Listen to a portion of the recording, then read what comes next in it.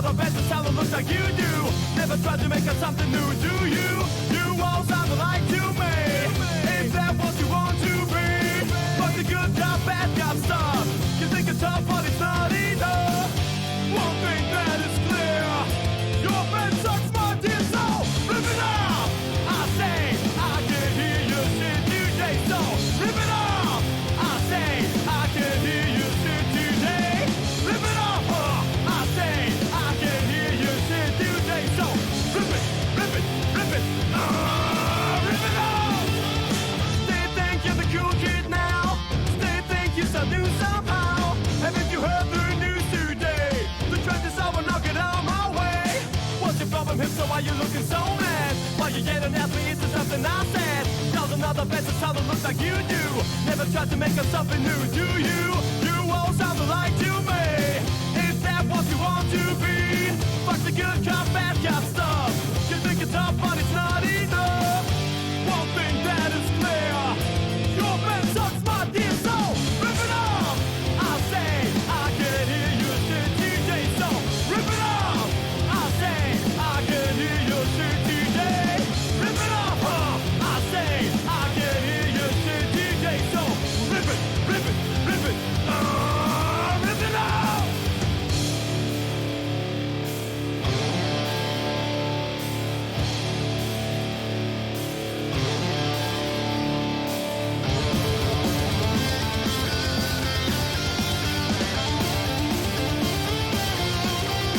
You need some help! You need some help! You need some help!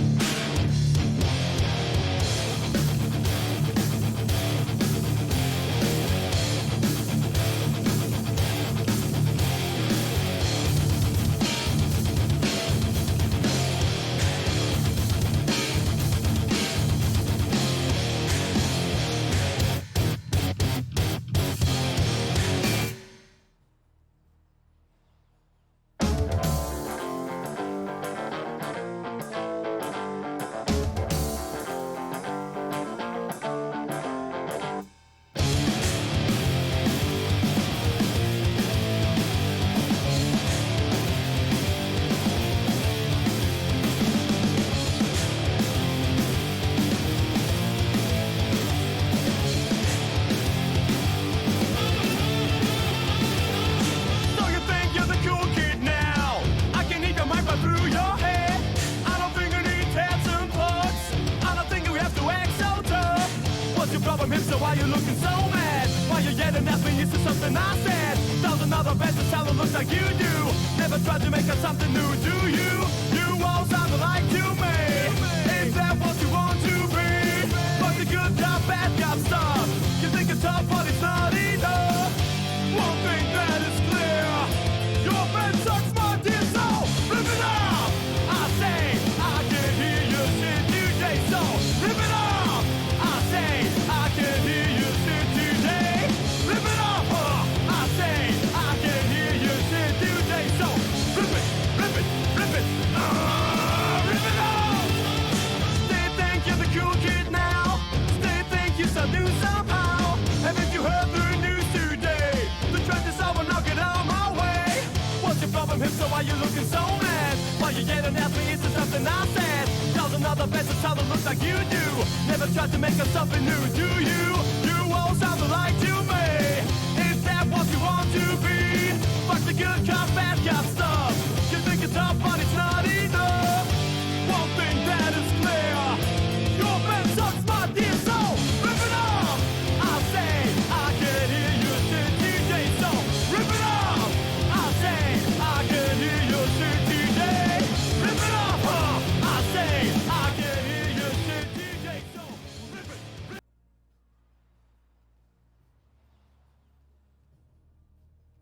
Hello and welcome to Volco Cup 6, the first Volco Cup of our second season. My name is MrSquid. I'm here with my fellow caster, Thehagengnome. Good morning. So this is our first tournament of the second season. End Will of the be- decade. End of the decade. We'll be getting underway shortly with our first game of the tournament, Shrivel versus You Fools, as the starting feature match. This tournament is of the same format as first season Volco Cups. This will be a Conquest tournament. Best of 3 in the initial rounds, double elimination.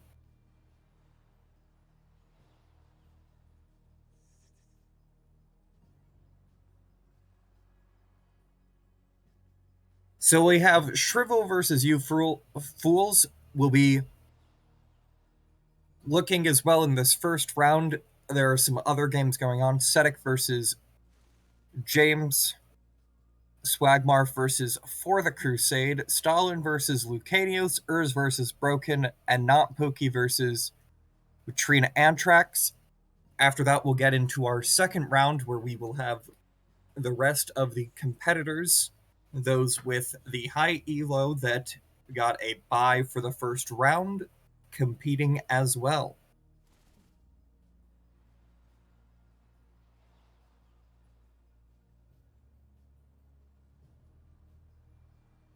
Well, okay. We in the first match here, as you said, Shrivel versus You Fools, both players that have played in multiple tournaments, as far as I remember. If we look at Shrivel's decks here to start, they look oddly similar, if I can say that, Yes. say the least. There is only one deck that has any cards different than the other three, and that deck's only changes swapping out a aimbot for a drone walker and tantrum throwers for spear throwers on his king puff. Otherwise, the decks are running crossbow dudes, crystal arcanist, legionnaires, tantrum throwers, bridge shrine, fireball, whirly scrat. Sorry, that's lost legionnaires and then regular legionnaires and a blue golem. Don't really see the blue golem too often, I feel. Maybe that's just me, though. No, blue golem has a pretty frequent issue. It's very weak to a variety of minions, many of which are very commonly ran. Things like stun lancers. It can have problems with propeller hordes, with drone buzzers, anything. It can have a lot of issues with just swarms like scrat hordes or skeleton hordes. Definitely. And so that's not a card you see frequently, and seeing it in all 4 decks, you fools will probably be looking to tech in some of. You fools has a lightning bolt in his sideboard, and he's probably going to be teching that in to deal. Speaking of sideboards, in Shrivel's sideboard we have one of my favorite cards, the Black Hole. Just so versatile, and I think it should be in every single side deck. It's man, Cannon Roller even. That got a slight buff recently, didn't it? I believe so. Yeah. Additionally, we do see the Blastmancer, a very common sideboard, makes it very hard to play swarms, along with a Shen and Sniper Squad, which I would assume the Sniper Squad and the Bannerman can get teched in together frequently. Definitely. The 4 bridge shrines in Shrivel's deck lineup, though. I mean, I feel like that's a sort of space in the deck that you can easily use for a sideboard card, because I feel like bridge shrine isn't necessarily the card you will really want to keep in all your matchups. Yeah. On the other side, we have You Fools. Very different decks here between them. Looks like a Rappo that is relying on the Slithering Summon on various soulbound cards here. Indeed. Not a lot of Swarm, though. Not too much, no. A pretty standard APEP just has some good value cards, a future present, and can do well. The Black hole. Setsu deck is, again, a pretty standard Setsu deck with the exception of Brothers of Light, which you don't see played that much. The No, but Diona, I think, is probably the least standard of those decks. I do quite like the beam in the Diona deck there. Quite a beam lover myself. I don't understand that that pick, definitely. Yeah. We also do have bans in, both players banning out APEP. Not a surprise, I would say. Very standard and normal for, well, not all Yeah. players, but most players. I think if you're looking at an opponent who has basically the same deck 4 times, I would always pick to ban out the APEP. And on Fool's side, an APEP with future present that can get a lot of value that you just can't answer efficiently. Yeah, I So- mean, any sort of APEP deck that has any sort of RNG, at least that's terrifying. It's like, I do not want to test the RNG gods. I do not at all what they have in store for me. No, thank you.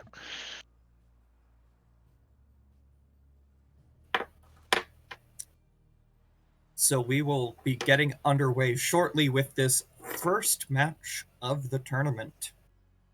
Personally, I hope you fools will bring out the Setsu deck. I mean, Setsu is my favorite master, and I do love sort of these fairly cheap spell-heavy Setsu decks, so you can just be really aggressive and maybe show your dominance if you can. Yes, Setsu, a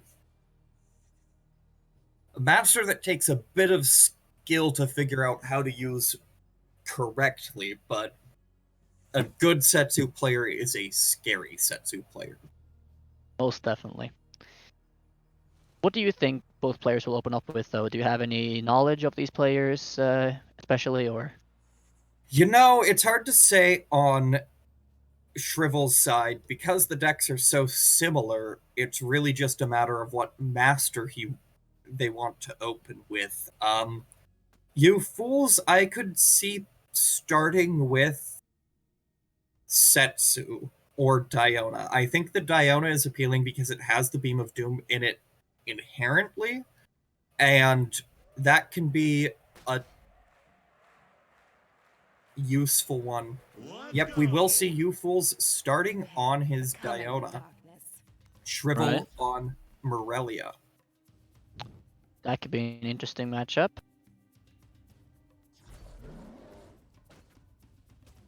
So, what do you think the strategy is here for you fools with this Diona deck? Well, this one is playing more. He did tech in the Rammer, and he's got the Beam of Doom. He can go pretty aggressive with this. I mean, the Rammer is definitely a very smart card, so I assume Right. if you expect it to go versus a less aggressive deck, more control-heavy deck, then maybe he thought if you put in the Rammer, then he can really focus on just DPSing down the enemy as fast as possible. Right. That is not going to be a good placement there for the Bridge Shrine. Nope, it's getting rammered already. Bridge Shrine goes down immediately to a rammer. The defense is alright though, but he does lose the Bridge Shrine, which is not too bad since the Rammer also goes down, so it's a 4/4/4 there. And Right. XP is pretty even. HP as well. Right. He does. You know, it's a fairly even mana trade, but it did also require he bring out the Shen, and Shen is not the best card to be pushing with alone, or even with just a bit of support. A good good Daggerfall. Daggerfall there clears a lot out. Still, he isn't controlling the bridges too much though. Well, he's not actually behind yet, but he has to. You fools has to watch out to not lose too much bridge control over the course of this game. Yeah, that would be the big concern. you know, Diona does have a good mechanism for recovering an XP deficit if you can get the ruffles off. And with the taunt totem and crossbow trap, it's Shen not pretty going on the rammer there. And a beam on a everything. juicy beam that also clears out the additional stuff played to deal with the rammer. The rammer is going to get off 3 hits here, maybe even a 4th. That was a lot of damage there. Yeah, not quite getting the 4th, but a lot down. And also that Shen targeting the defense so instead of the rammer was quite damaging for Shrivel here. Right. A very good use of beam, though. It does mean that the XP Shrine did stay out for the entire duration. But he's still not really had an XP. They are basically Right. dead even. And Ruffles here, Ruffles will get the XP before getting drained. Parable there to take care of the succubus and damage the defense as well. Youthful's taking a little bit of face damage, but it's nothing that's really concerning, especially not with the HP drop there. Yep, HP drop coming in that will give him a bit more leeway here. Another bridge I'm being dropped top here. Wonder if Youthful he's gonna drop the rammer against it. I imagine Shen or... There's the rammer coming down. Legionnaire's being played out there. Does kill it, but the Ridge Shrine does take a hit, so it's not so healthy anymore. Right, and the bigger problem with that Legionnaires is it sets up for this that Defenso Chopper is going to clear a lot of mana. Just a hard counter there, very efficient. Blue has earned perk number 3. And, well, Shrivel does now get the at hit perk perk first. 3. Youthful is just behind though, gonna pick a hit perk 3 there. Dragon All right. coming down in bot lane. Does clear out the Morgul and everything else there on bottom lane. The rammer being thrown down, it gets 1 hit in, but that might be a bit dangerous to spend 4 mana on that considering what's coming Right. on bottom lane. He would have been better. You fools would have been better off if the dragon had already left the base, but unfortunately the dragon was still cleaning up some of the sends there. Also, Youthful's floated a mana there, I'm pretty sure. Yeah, it did look like a mana was floated. The dragon, well, coming in hard bottom lane here, and Youthful does throw down a Daggerfall, but it's not really countering this at all. He needs to start doing something about this bottom push. Yeah, that dragon is going to get a lot of damage off. Under 1500 HP now for Youthfuls. The dummy doesn't do too much. The Morgul doesn't do too much. Got multiple units on face. And that succubus is knocked back into the dragon's breath. Under 1,768 HP. Dragon, The well, dragon is down, but in the process, Youthfools has fallen far behind on the XP and health. tries to be a bit aggressive there to try to counter the shrine, but Shen is there to shut down the rammer. Oh, no, does actually get one hit in barely. Almost a perfect counter though to the rammer there. Beam coming down that will Not not kill hit anything. either of them, thanks to the spirit. Succubus will clean up though with the help of crossbow there. It is Succubus will clean up, and Youthfools will get a bit more XP from Ruffles, but still very behind. Shrivel is going to hit Mana Frenzy 193, soon. 94 XP here, right? Just that defensive use, or fairly defensive use of the beam there is something that I would say is a telltale sign that the game is not going well for you. In my mind, spending beam defensively is something you only do if you're at a disadvantage. Right, and here Shrivel is now in Mana Frenzy and has been able to keep at least one of the bridges. And for Bridge Run most is of Mana down. Frenzy. Daggerfall that doesn't clean up a lot, cleans up some on top lane, but Youthful does not keep or get top lane anyway, and with the continual mana flow here for Shrivel, and with the bridge shrines being thrown down, Rammer Right. being obliterated, and his face under threat here, The defensive will Shrivel's help. push is coming in, and Fools just doesn't have enough AoE to possibly clear through all of this and get to a bridge. Just desperately even trying if he to could live to Mana Frenzy. I mean, no matter how desperately he tries to get a bridge or keep the bridge neutral, there's just nothing he can do, and Shrivel knows that, Fools knows that, GG being thrown out by Shrivel. And that will be game 1 to Shrivel. A 7-minute, 21-second game, though. That is fairly... I mean, that's pretty long, considering how aggressive one of the decks were here. Right. So, Shrivel will no longer be allowed to play his Morelia. That leaves him with either King Puff or Diona. You Fools can stay on any of his decks aside from Apex. Personally, I'd be pretty happy playing the Setsu deck here for you Fools, because you have the Black Hole, for example, which means you can counter Fireball, which is in every single deck here for Shrivel, and it is just like a very versatile card. So I wouldn't mind seeing him play aggressive with the Setsu, as he tried to do with the Diona here in the last game. Yeah, I think Setsu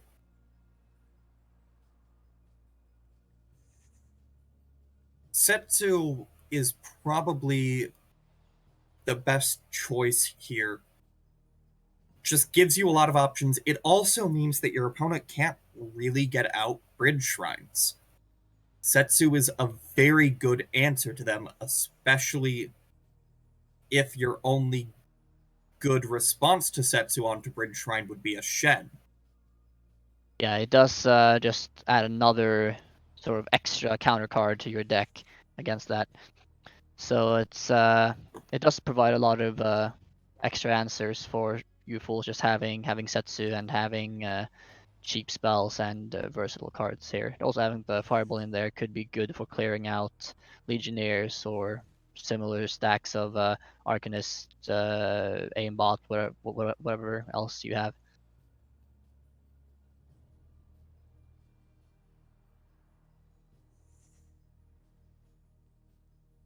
Do you think the sideboard will be used much though in the coming match, or do you think I could see maybe... You know, I actually could see the Scrat Launcher getting teched in. Alright. As it's an extra aggressive option, and it really punishes a Bridge Shrine play. Would you potentially take out the brothers in a Setsu deck for a launcher if you want to be? Yeah, I think the brothers would be what I'd take out. I don't think the brothers really have enough value against the decks Shrivel is playing to justify their cost.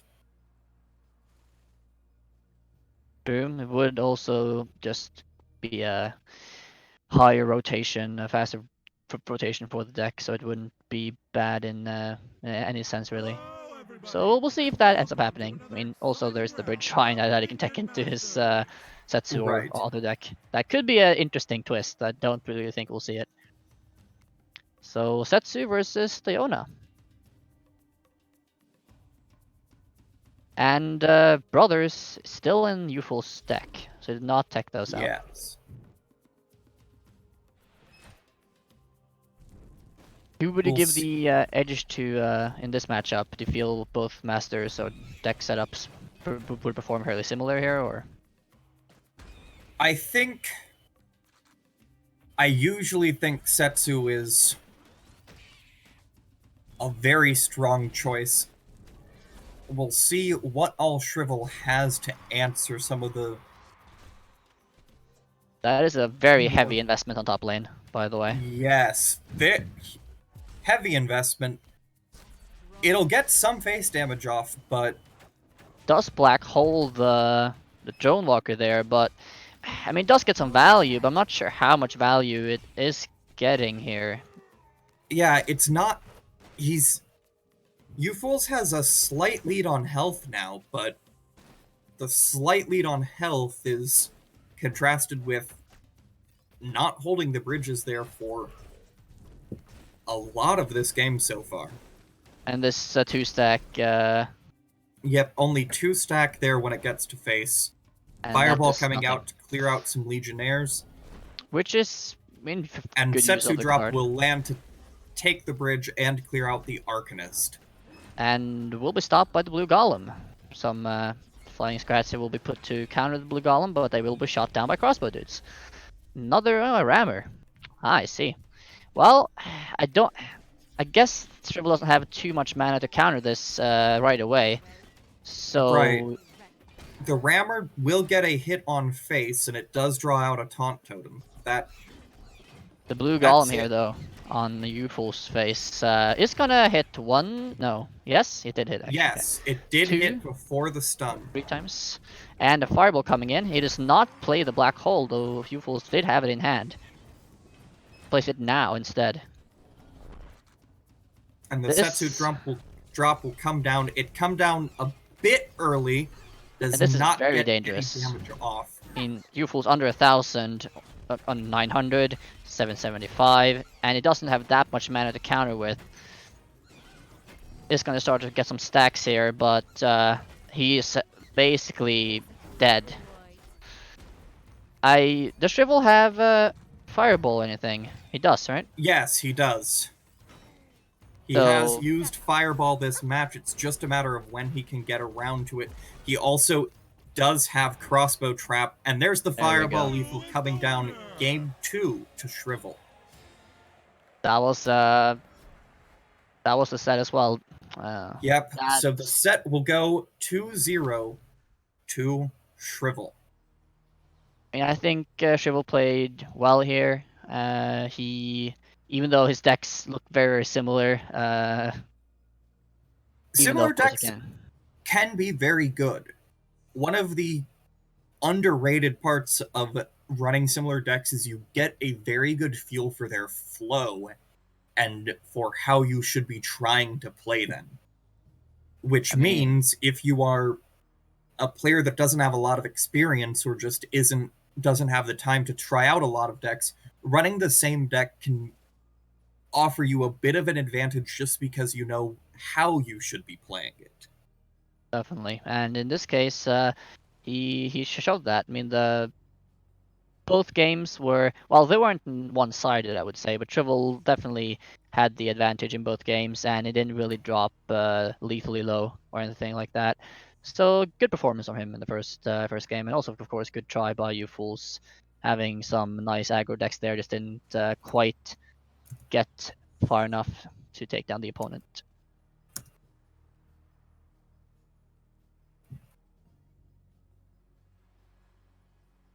So we are. With that, we're going to take a quick look at the bracket as it currently stands. Some other results we have. Looks to be a report here. Lucanios reports a 3-1 against Stalin. I think that should just be a 2-1. But Lucanios is advancing. Swagmarf 2-0 versus the Crusade, and Urs 2-1 against Broken. That will set us up for some of our round 2 matches. Lucanios will advance to play Lazar. Shrivel is advancing against Leargame.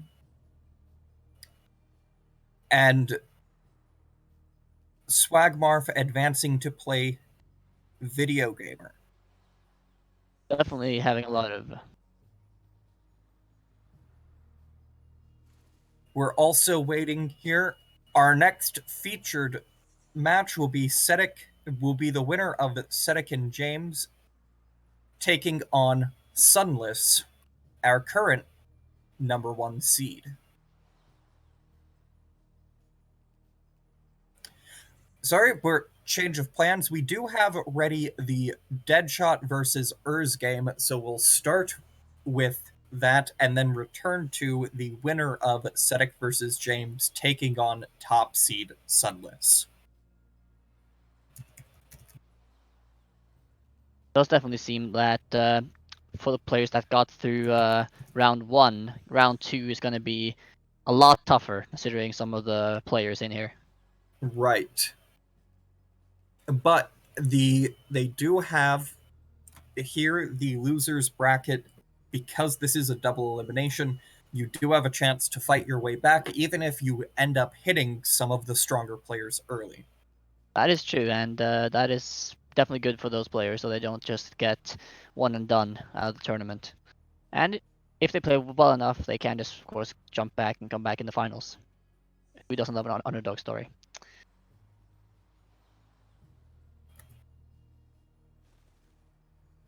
So we will have Deadshot versus coming up shortly.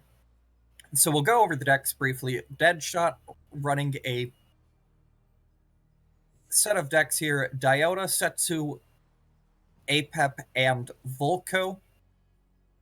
Pretty similar decks in how they're going to run. A lot of cards in common. Mostly your low mana cycle cards. Screaming Scrat, Sewer Scrat in all of the decks. You've got a Flightless Dragons in all of the decks. Pretty standard removal cards. Shock Rock in 3 of the decks. Fireball in 3 of the decks. The big difference is here, the Apep is a Jungle Jumble Apep with the Shen. That can be a lot of value depending on what cards he draws, and I would expect a ban there. That Setsu is a Demon Warrior Setsu, a fun variation. Not a variation I see too often personally, but fun nonetheless. Yes, it can be an interesting variation. Setsu is very strong at perk 3, and Demon Warrior provides a very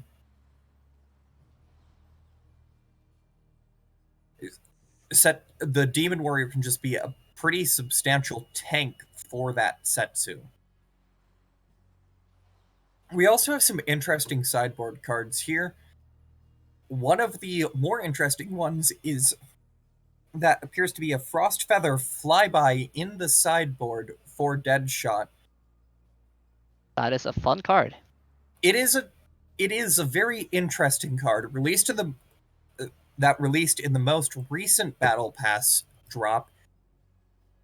There's a lot of interesting mechanics on it, since they technically are counted as minions and die. You can revive them with Mordar's Tombstones. You can get super unlucky and hit one with your Lightning Bolt. They can die on their way to the destination.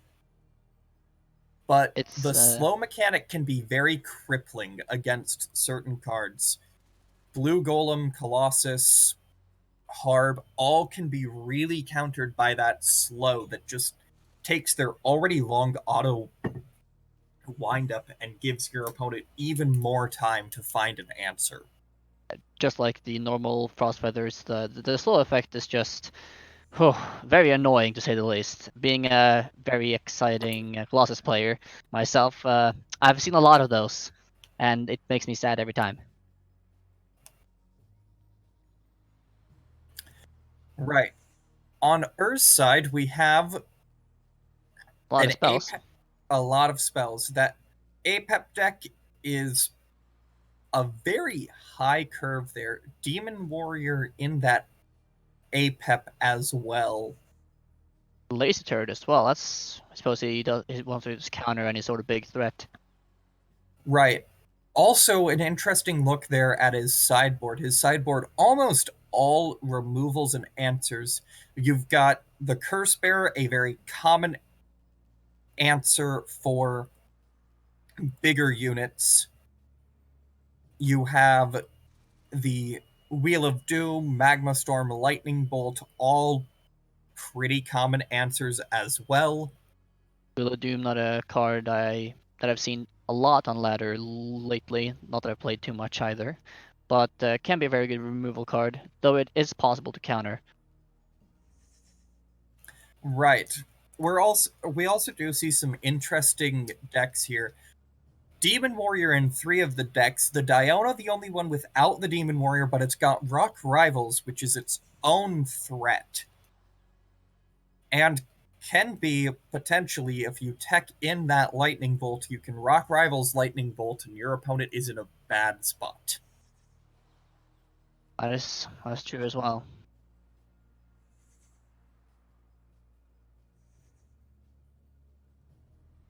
So we have bans in. Deadshot will ban out the APEP, Urse banning out Volco. So APEP is available for Deadshot. I mean, I can understand. I mean, I obviously understand the APEP ban. I'm not necessarily surprised that the Volco is banned here because I was gonna say before that this sort of really low curve Demon Warrior build up Volco deck can be quite scary. I mean, I can see the reasoning, but still not banning APEP. That's dangerous in and of itself. Right. So Deadshot's Jungle Jumble APEP is available. I don't know. I think I would be more scared by that APEP than the Volco. Volco can get a lot of value out with his pings, and if you're trying to run a Demon Warrior, there is the real danger that you just get pinged down before you can get value, or it just gets burned at the bridges before you get value. So we will see what they start on.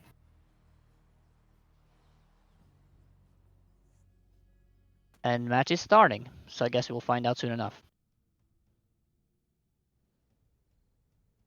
Wonder if we're gonna see the flyby in the first match here. That would be quite neat. I haven't seen that interaction too many times yet.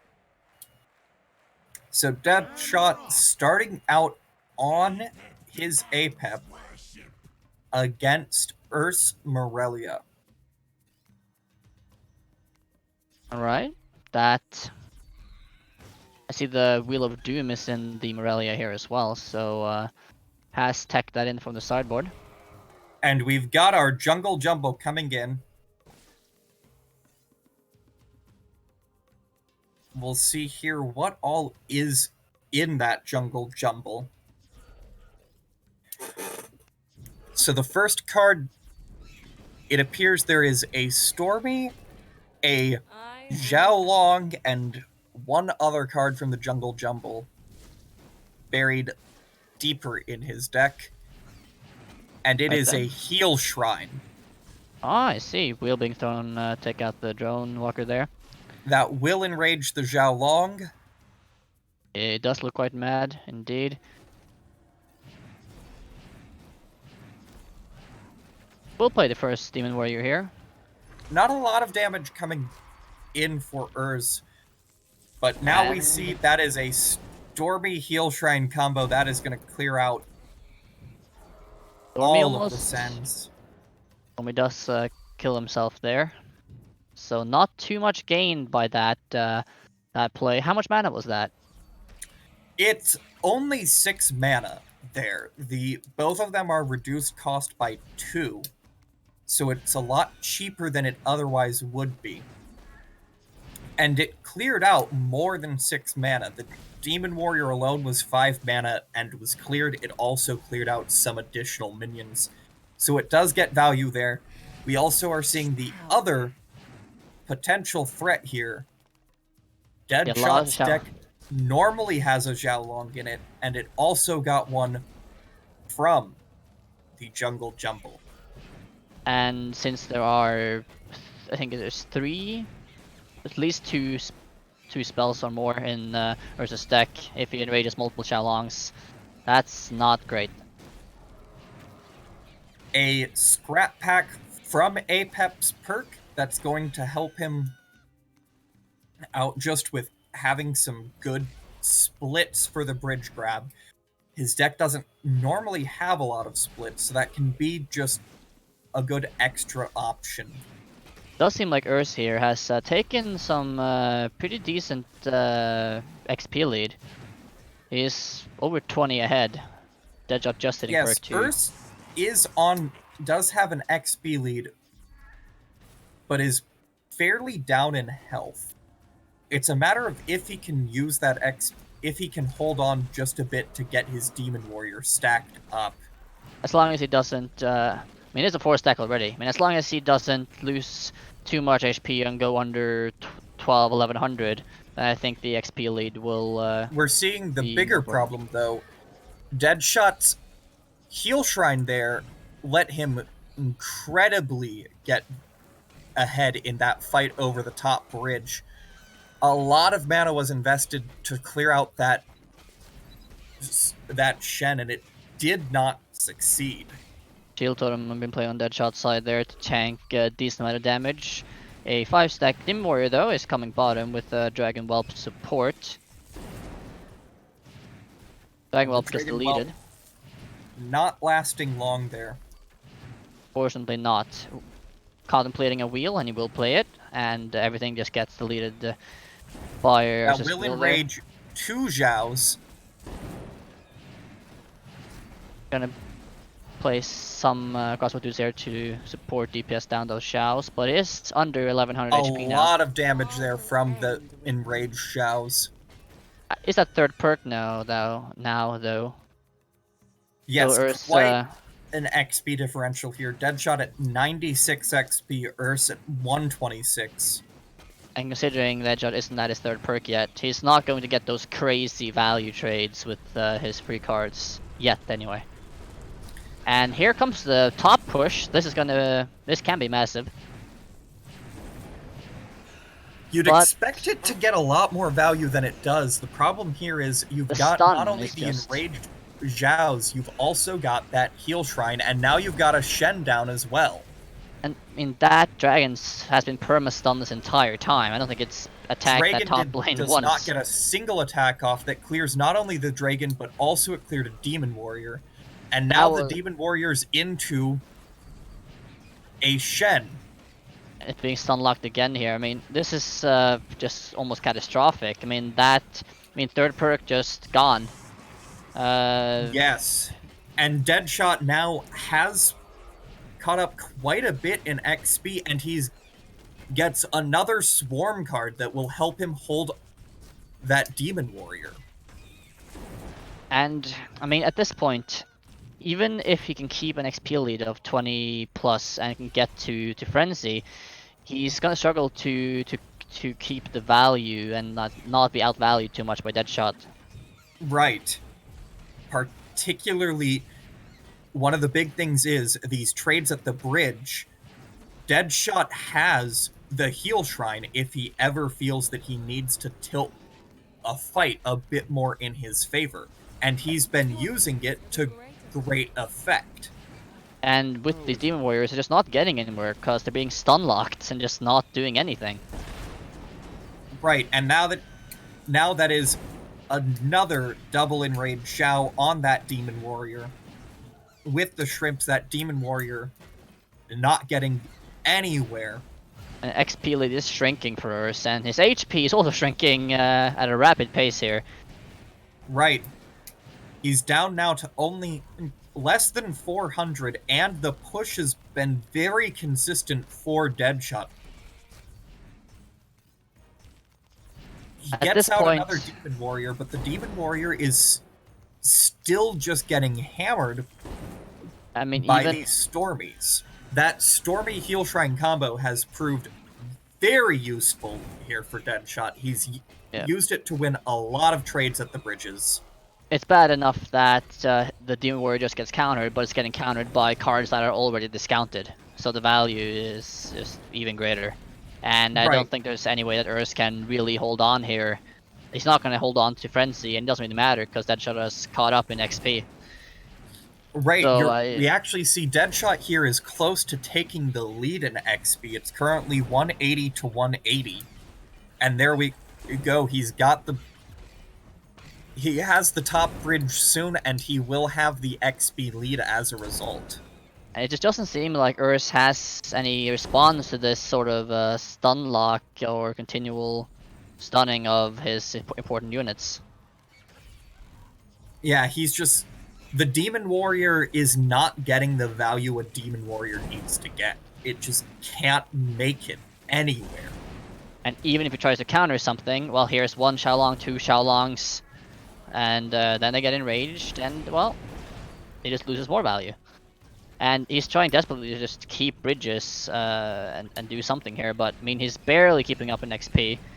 And now he's down to only 225 health. And with Frenzy a there push. on Deadshot side. Yep, Mana Frenzy for Deadshot. And that While he's will got be, the bridges. that will spell the end for Urs in this match. Yeah, Urs also is making it to Mana Frenzy, but he just cannot hold the way he needs to. And I mean, even And if that is Urs... Stormy coming in for the finish.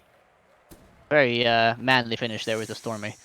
I mean, even if... This is the real problem you see with Apeps. In an 8.5 minute game, Apep is getting just tons of mana value. I mean, in that match, you have multiple free cards, you have multiple discounted cards. The mana advantage you get is massive. I mean, I don't have the exact papers here to do the math, but that would be a lot of mana you gain.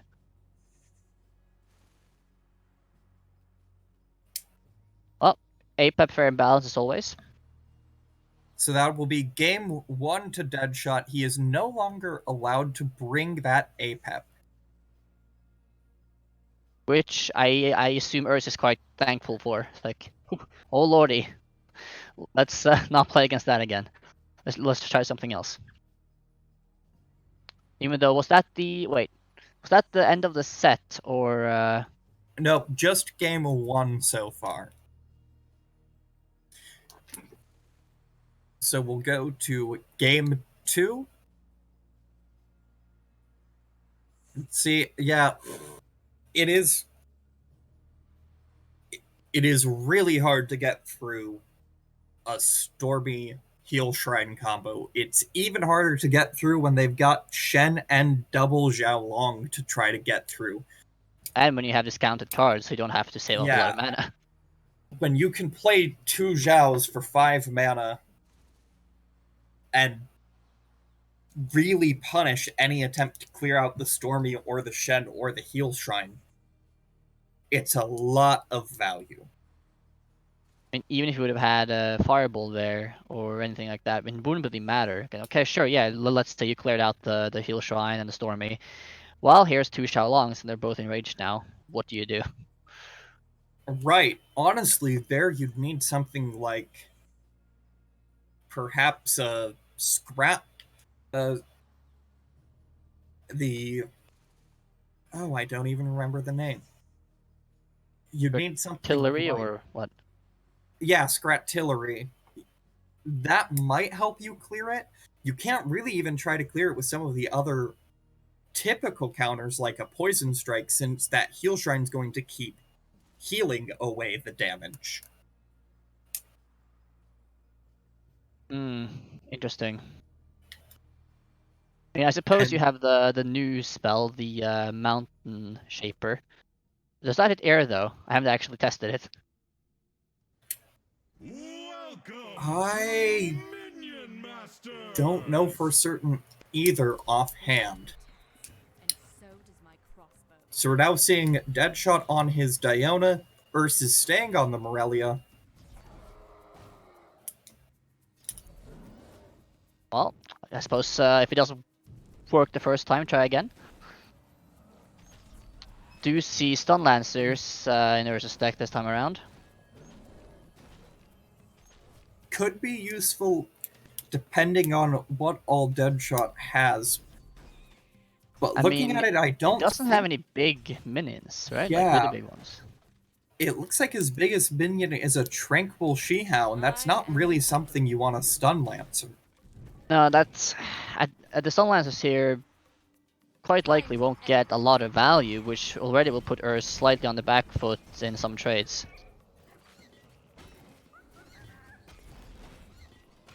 And We're seeing now the Tranquil Shihao come out. Just gonna clear out and heal. It clears out heals and lives that Daggerfall. That is a lot of mana that was invested.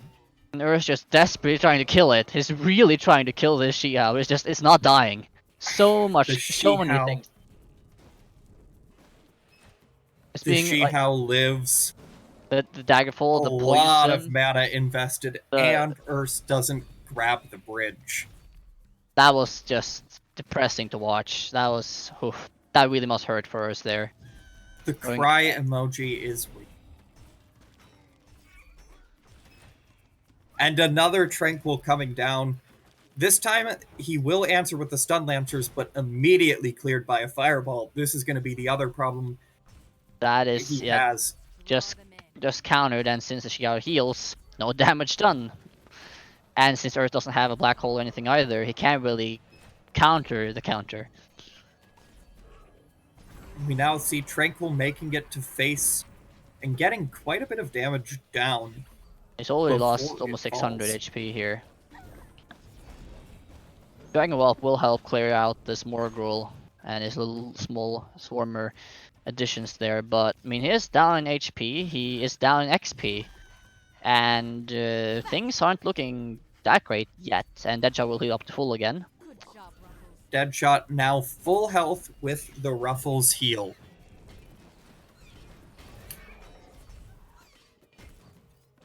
Throwing down Demon Warrior here, only a 3 stack. It will be deleted quite quickly though. And maybe Earth can take the bottom bridge. And we see here the Deadshot will get the mana before the bridge falls, and that's another Tranquil on face. With Dragon Ball clearing out the Whelp and hitting face as well there, getting extra face damage, already under 1800, approaching half health, while Deadshot is on full health, and also having Gets a heal. 20 XP lead. He will not get healed past full. Thankfully, that would have been an issue. Will clear that out. And Xiao again on the bottom lane, just time and time again, and it's just gonna heal up. And it's just using it as a punching bag. Like, yeah, sure, hit my Xiao. I don't care. It's gonna heal up anyway. Do what you wish. And the Taunt Totem as well. That's going to keep the Stun Lancers off.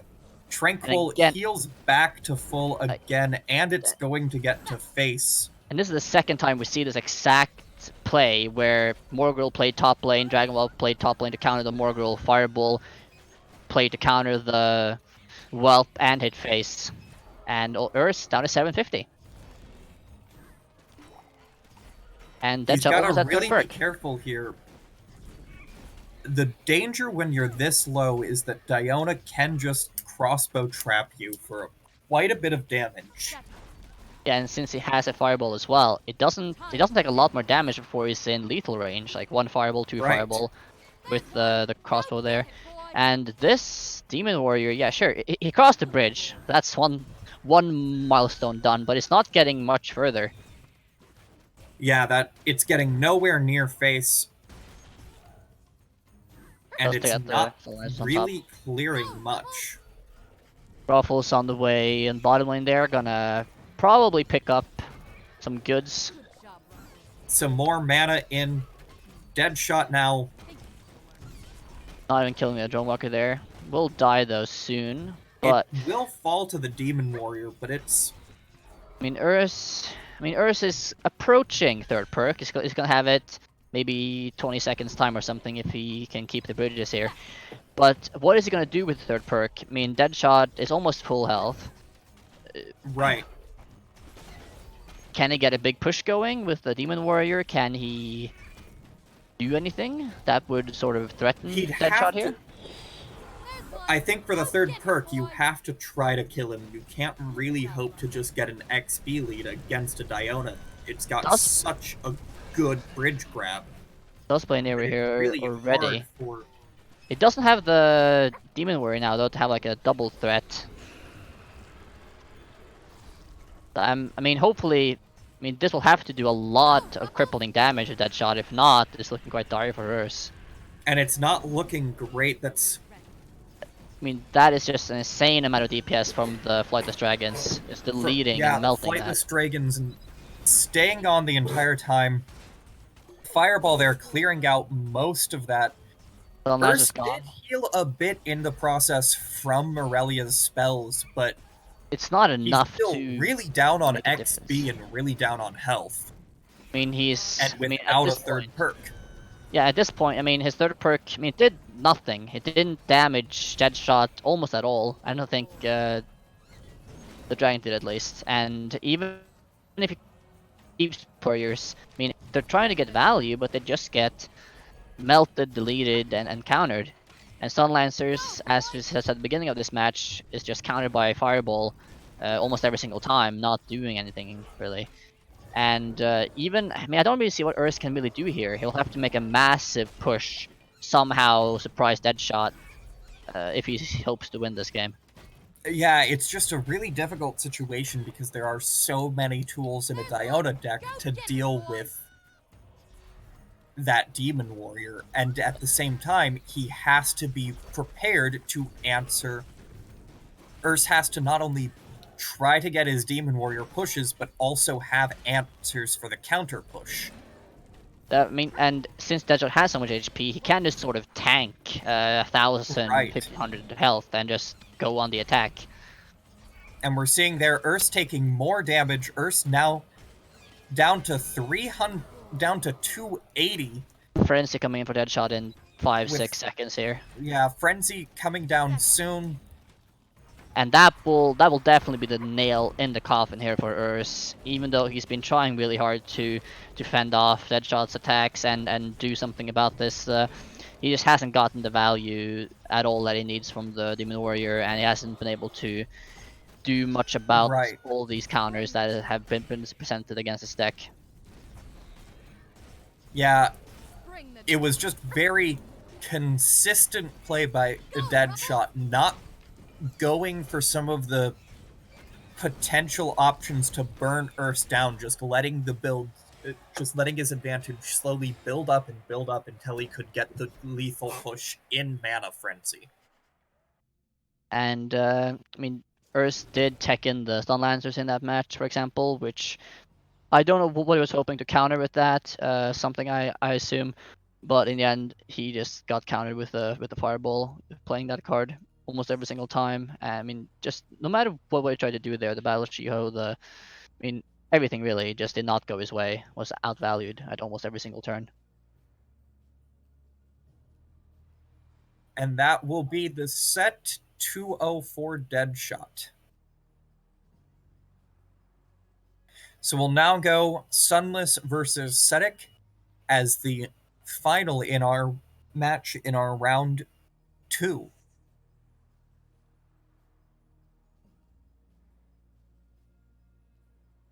And we'll see so far in round 2 that the higher seed has taken the set 2-0 in every game. In every matchup, we'll see if Sunless can do a clean sweep for round 2 top seeds and 2-0 Sedek. I mean, I wouldn't be surprised. I mean, even though a lot of these newer players might be good, even though you might be a good player, if you don't have the experience, you will often just struggle because you just don't have that muscle memory necessarily, or you don't have just those built-in answers in your head on how to play. Yeah, it can just be a difference of being able to get 1 or 2 mana value out of your trades. It doesn't look like a lot, but it can build and build and build to a point where you finally overwhelm the opponent. And that's one of the main things that these veteran players have going for them. They've played enough to know how to pull out a 1 mana or 2 mana advantage out of what is normally a fairly even trade.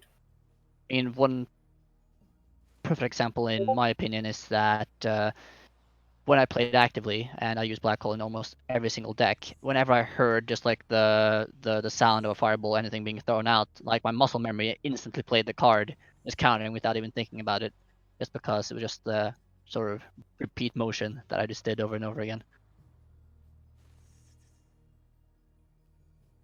Right.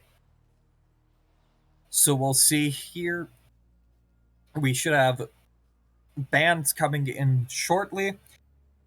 We're seeing Sedek is not running an APEP deck. Sunless does, and it's a very standard APEP with a future present in it. But he also has some other pretty interesting decks here. A Mordar with Rock Rivals, and with his lowest mana minion in that Mordar being a Curse Bearer.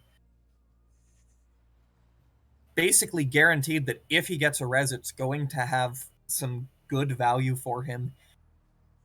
A lot of removal spells across the decks, all of them coming with a Daggerfall normally, most of them with the Shock Rock. The APEP, rather than having a Shock Rock, has a Magma Storm, Fireball in the sideboard.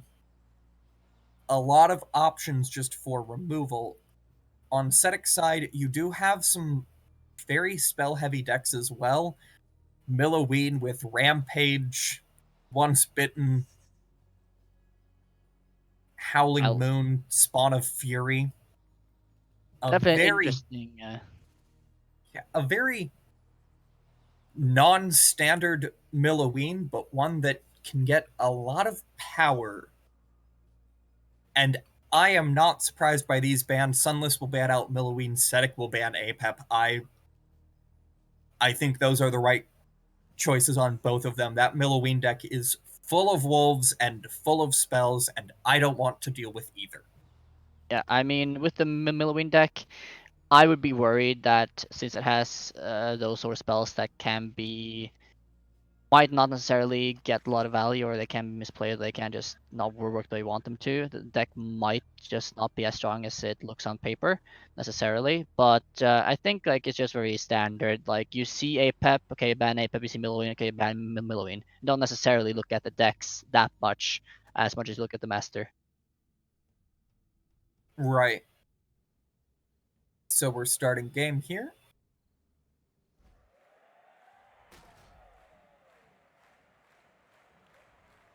Duel. Good choice.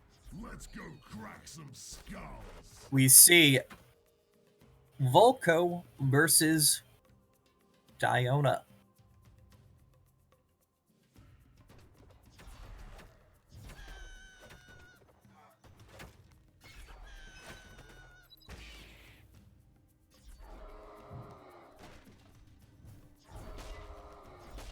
There we So go. far, not a lot of action, just some trades over the bridges. These Illo Cleavers trying their best to chop each other up, having a bit of a difficult time up there. This is the first match we're seeing Volco on the stream this tournament, I believe. Volco finally makes his appearance in the Volco Cup. I would say a crowd favorite, at least in my opinion. Very fun master to play. Those firebolts are fun. Cleaver does go down there. Xiao will also be taken down with a Daggerfall, and also deal some damage to some other units there. Sunless getting already good value from his first perk. Don't know how many bolts he's shot, but it's been a few. But there is a rammer. We'll see how much that can. Does counter it a bit there. Scrat to keep it off face for a bit, but it's still gonna get some hits in. Does get 2 hits in there. Illo Cleaver, so it's not going to be tricked there to play Enhancer. Cycrus takes a 1 hit there from the Dragon Whelp, nothing damaging. And Sunless just going to focus on taking the bottom bridge, since that is the marked bridge for him. And he's going to drop the Cleaver top. It's an underrated part of Volco that a lot of players struggle against. Volco can be very good because you are always wanting to deny him that bottom bridge to avoid the burn. But this also means that he can throw something. You always want to deny him the marked bridge, and he can play in the other lane where you can't answer as efficiently. You have to sort of choose one above the other. You either have to choose to let something through to get to face, or you have to choose to get pinged for burns. And if a full health Cleaver if full of Cleaver is coming top lane and the Marked Bridge is the bottom lane, then most people will probably be like, okay, I should probably take care of this Cleaver. He looks a bit menacing. Right. Already though, both players fairly low on HP considering how quote-unquote early it is in the game. Ruffle's gonna be sniped. Oh, Bridge burn coming in, that will clear out the Succubus. Good value there, and these grass just gonna poke away at the Shiho there before he gets to face. Sunless keeping both bridges once again, having a small XP lead here. This time the clear will be used to counter the rammer. Not gonna get any hits in there. No rammer there. That's now a cleaver and a warrior coming top. And defense still being used to counter the cleaver, which is not the best answer in the world. It will stop temporarily, but the cleaver will get another hit off, might even get two. Only one. And you see some of the danger here. In the process of answering that top, he's left the bottom bridge for Sunless, and Sunless did get off a few pings there to knock Sedic's health down under 1,000. But is lucky to get an HP heal there from Ruffles. But again, Rammer gonna be countered by the cleaver. It does get one hidden, but another HP. No more HP heals. For no Zedek. HP there, but more pings. It seems that okay, this time Zedek does use the Illo Cleaver to tank one cleaver hit, but that enraged cleaver now, since Sunless is at third perk, is going to be even more dangerous. That third perk rage. And while the Iona does have a lot some of pings coming in as Zedek tries to get there. This is just that Rammer just has no chance. It's not so I one hit anymore. Right. And Zedek, in a lot of Zedek actually just going to die to a Daggerfall here. Yeah, I mean, at that point in the game, you're under 1,000 HP versus the Volco, and they have a lot of, well, decent amount of cheap cards, and they're keeping the Marked Bridge. You're just gonna be just whittled down really quickly, and yeah, Sunless just took that game fairly straightforwardly at the end there. Right. It's one of the big dangers when you play against Volco. You have to be constantly guarding your health. And it can be a problem because you want to go more aggressive to try to get that face damage, but you will always lose the fight with Volco on who can do that last bit of damage first.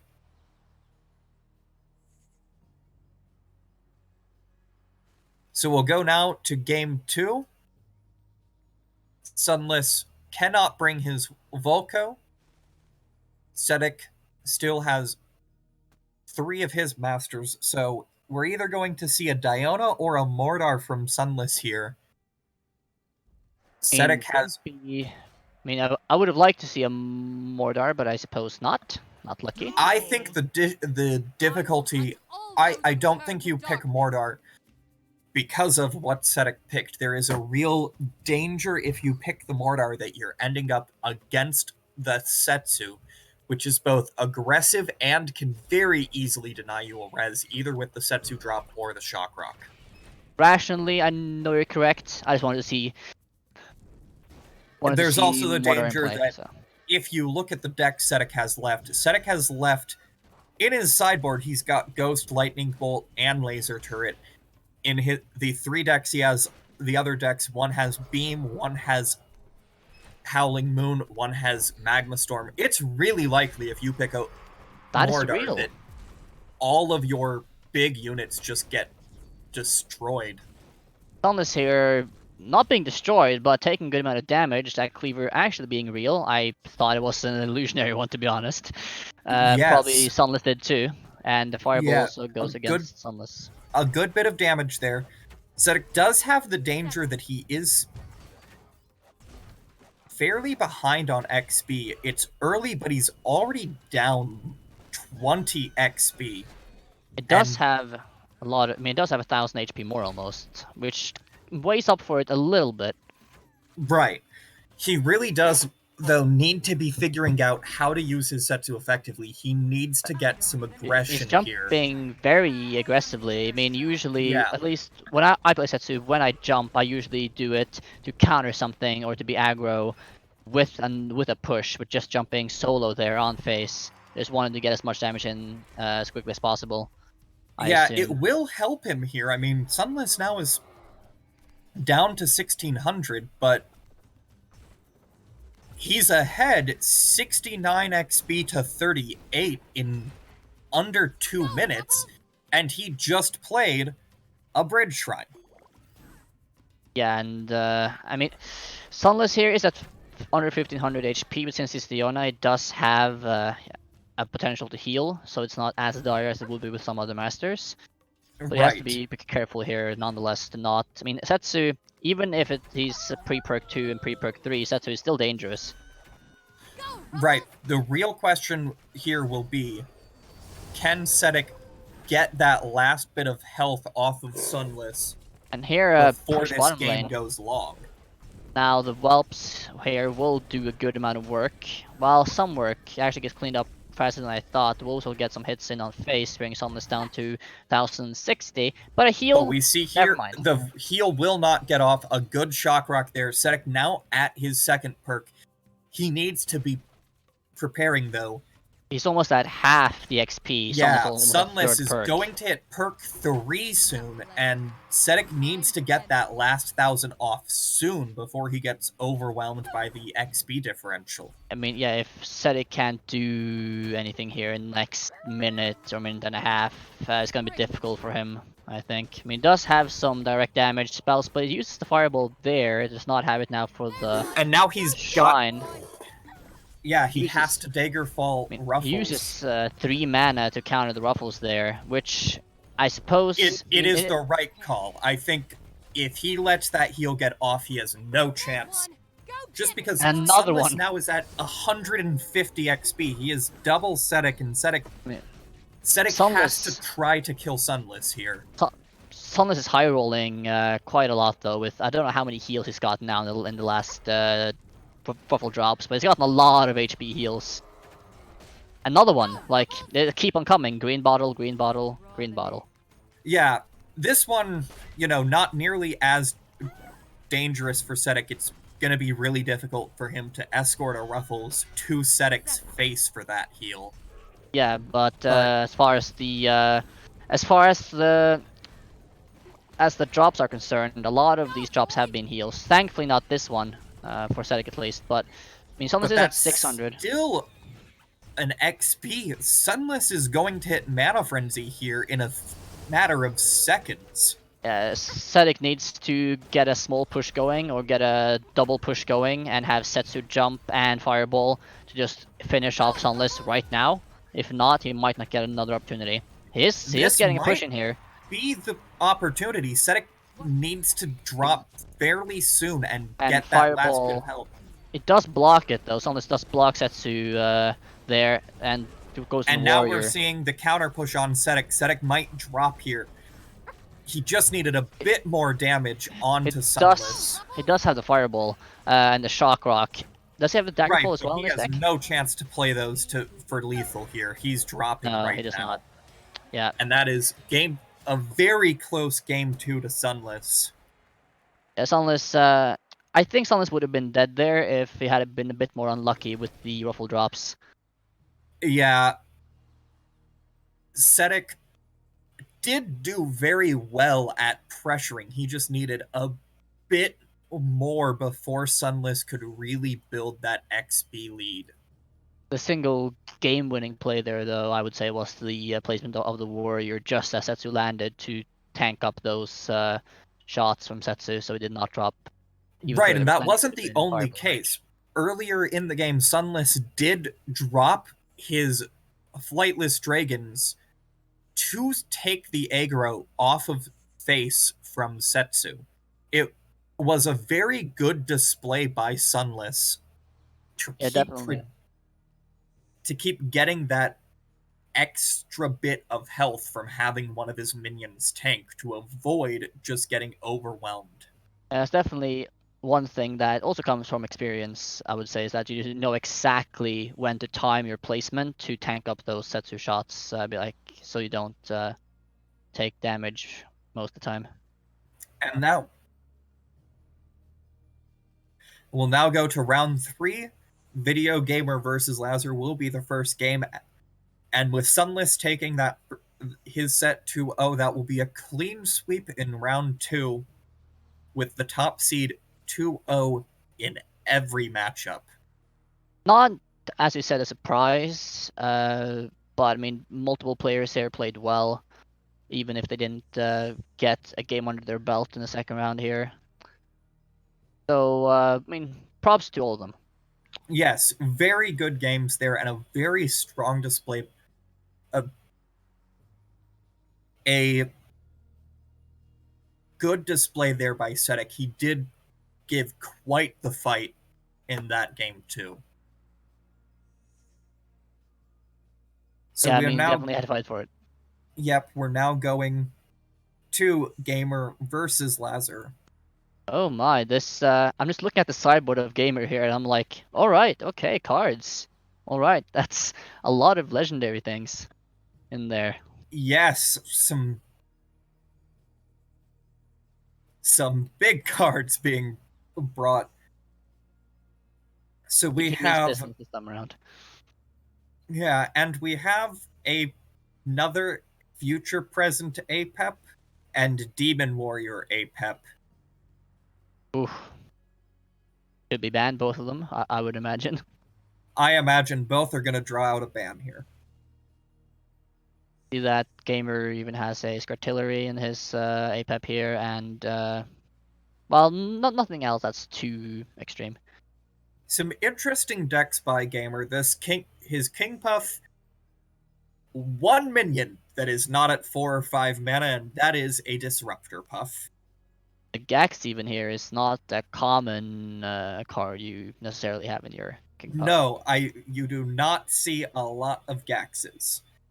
But it is a good And clear. we do have our bans, both players unsurprisingly banning out APEP. The formula shall continue. The statistics must show a insanely high APEP ban rate in the Volco Cup so far.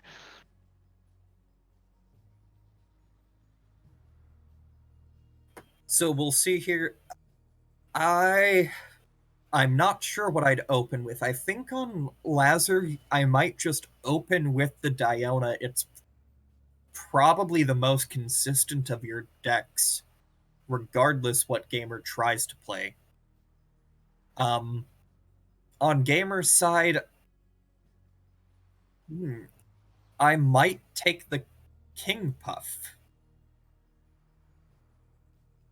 I mean, I just want to mention that both Stormbringer decks here for Video Gamer and Lazar I find interesting in some ways. Both aren't really necessarily standard Stormbringer decks. A Crossbow Guild deck here for Video Gamer. It does have the Frost Feathers in there as well. Some other cards. Lazar running a Guardian Crystal sort of Stormbringer deck, it seems. Yeah, an interesting Stormbringer deck. That I've seen that deck in ladder. It is not fun to play against. Okay, noted. I've yet to see it. Need to play more, I suppose. I also have to mention though, I guess just I've not seen that specific one. It's usually a lot more wild cards. oh my, noted. I was quickly going to go over Video Gamer sideboard here because it is so interesting and fun. You have Arcane Bolt, recently changed, got cheaper, I believe. You got the High Mage Julaiwnl name. Yeah, so she's gonna be quite fun to see if it is in the deck. Got Fergus, is his name, I believe. New So we are legendary seeing warrior. in the game, Lazar will take his Diona. Gamer on King Puff. Lazar opens with the Rock Rivals. Gamer will respond with a Gax. Not the usual counter for it, but alright. I don't know that I typically see Gax be used as a counter to a blue golem. Has to be first for everything. We're going to clean up those skeletons on top lane. We're going to be used to counter the Drone Walker on bottom lane. Some good back and forth here. Both players doing well with the answers. Just countering each and every way here. XP slightly in Video Gamer's favor. HP very, very, very slightly in Gamer's favor. It is King Puff though on Gamer's side here, so once it hits perk 2, things might start to snowball. Right. The danger for him is that Lazar has already used Rock Rivals, which means all of his future plays are just a taunting blue golem without Gamer getting anything. And we see here, it is a strong clear. Another Gax. I mean, he likes countering a blue golem with the Gax. Confirmed new meta in Volco Cup 6. Small pusher coming bottom.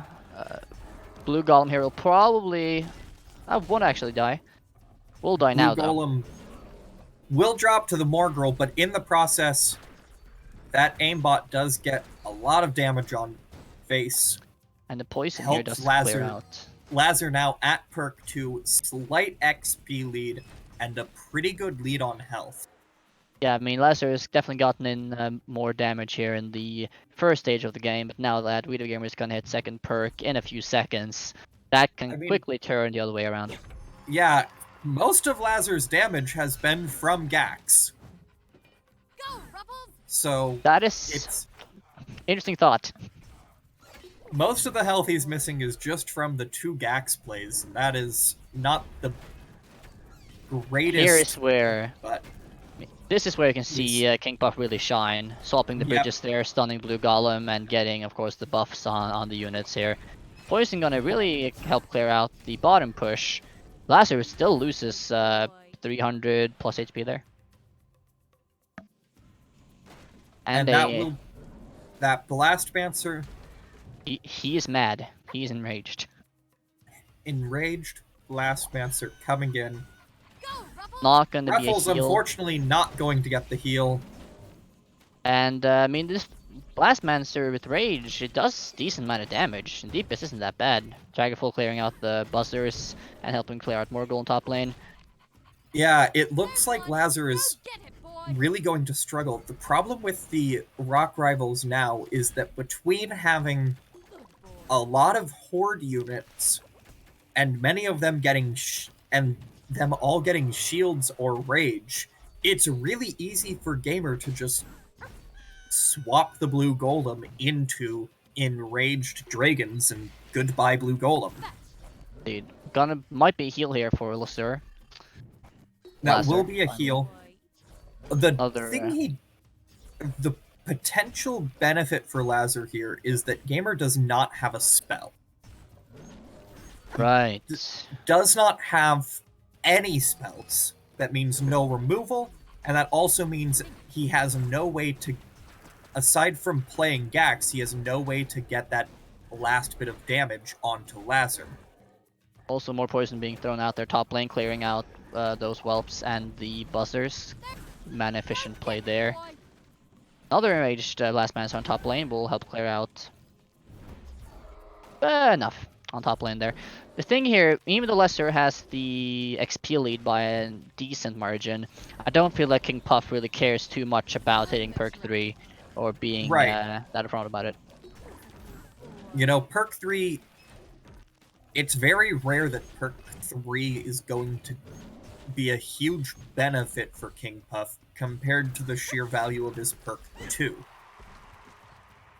Another poison here being thrown out, gonna take care of a lot of things once again on top lane. Gotten a lot of value out of that card this match. Ruffles being shut down again. Poison Strike is one of the better counters to your King Puff decks. It will just deny... It helps deny the value of the shields that you normally get. We're also seeing now he's getting more blue golems down, and this is where King Puff is really scary though. See all these enraged units on the field. These hurt. yes, a lot. They do really damage. And now that King Puff also has the third perk, it means that, you know, just keep the marked bridge and you're good. Right. And it's Lazar here really needs to play for that Mana Frenzy advantage.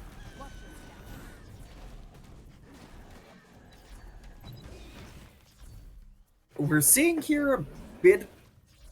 That push isn't going to be that threatening, but the big thing is, as long as that push is going, Gamer can't contest the other bridge well.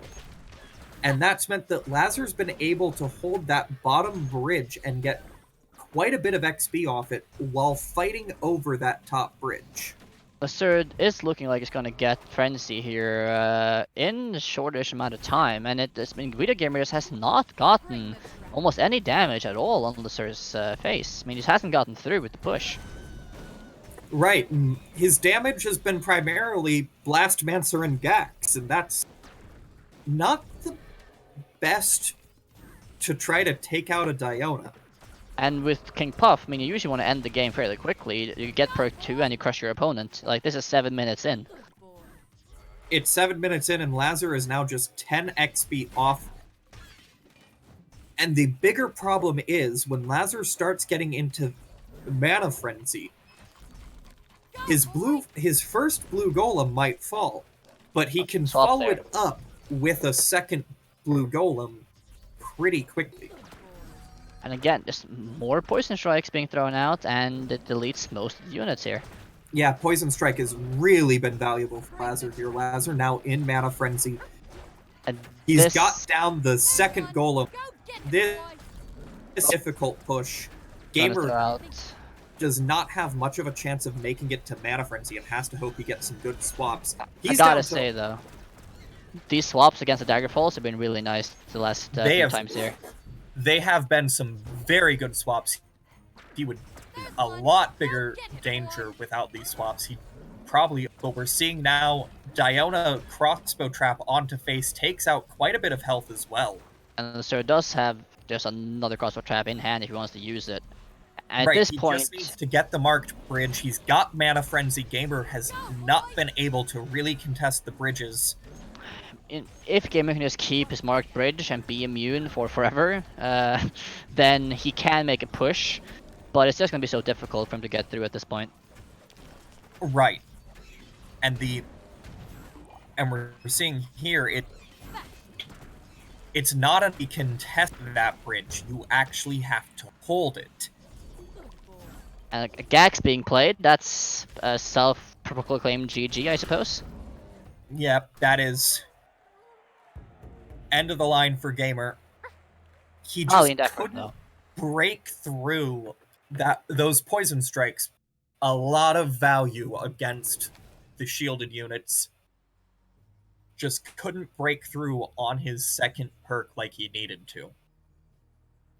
Yeah, I mean, it's just quite sad to see a King Puff. I mean, you get perk 2, you really just want to push your advantage, you want to get all the value you can from your 4-5 mana minions, but Gamer just couldn't capitalize really on any sort of push. The Poison Strike in particular just really shut down a lot of aggressive plays by him.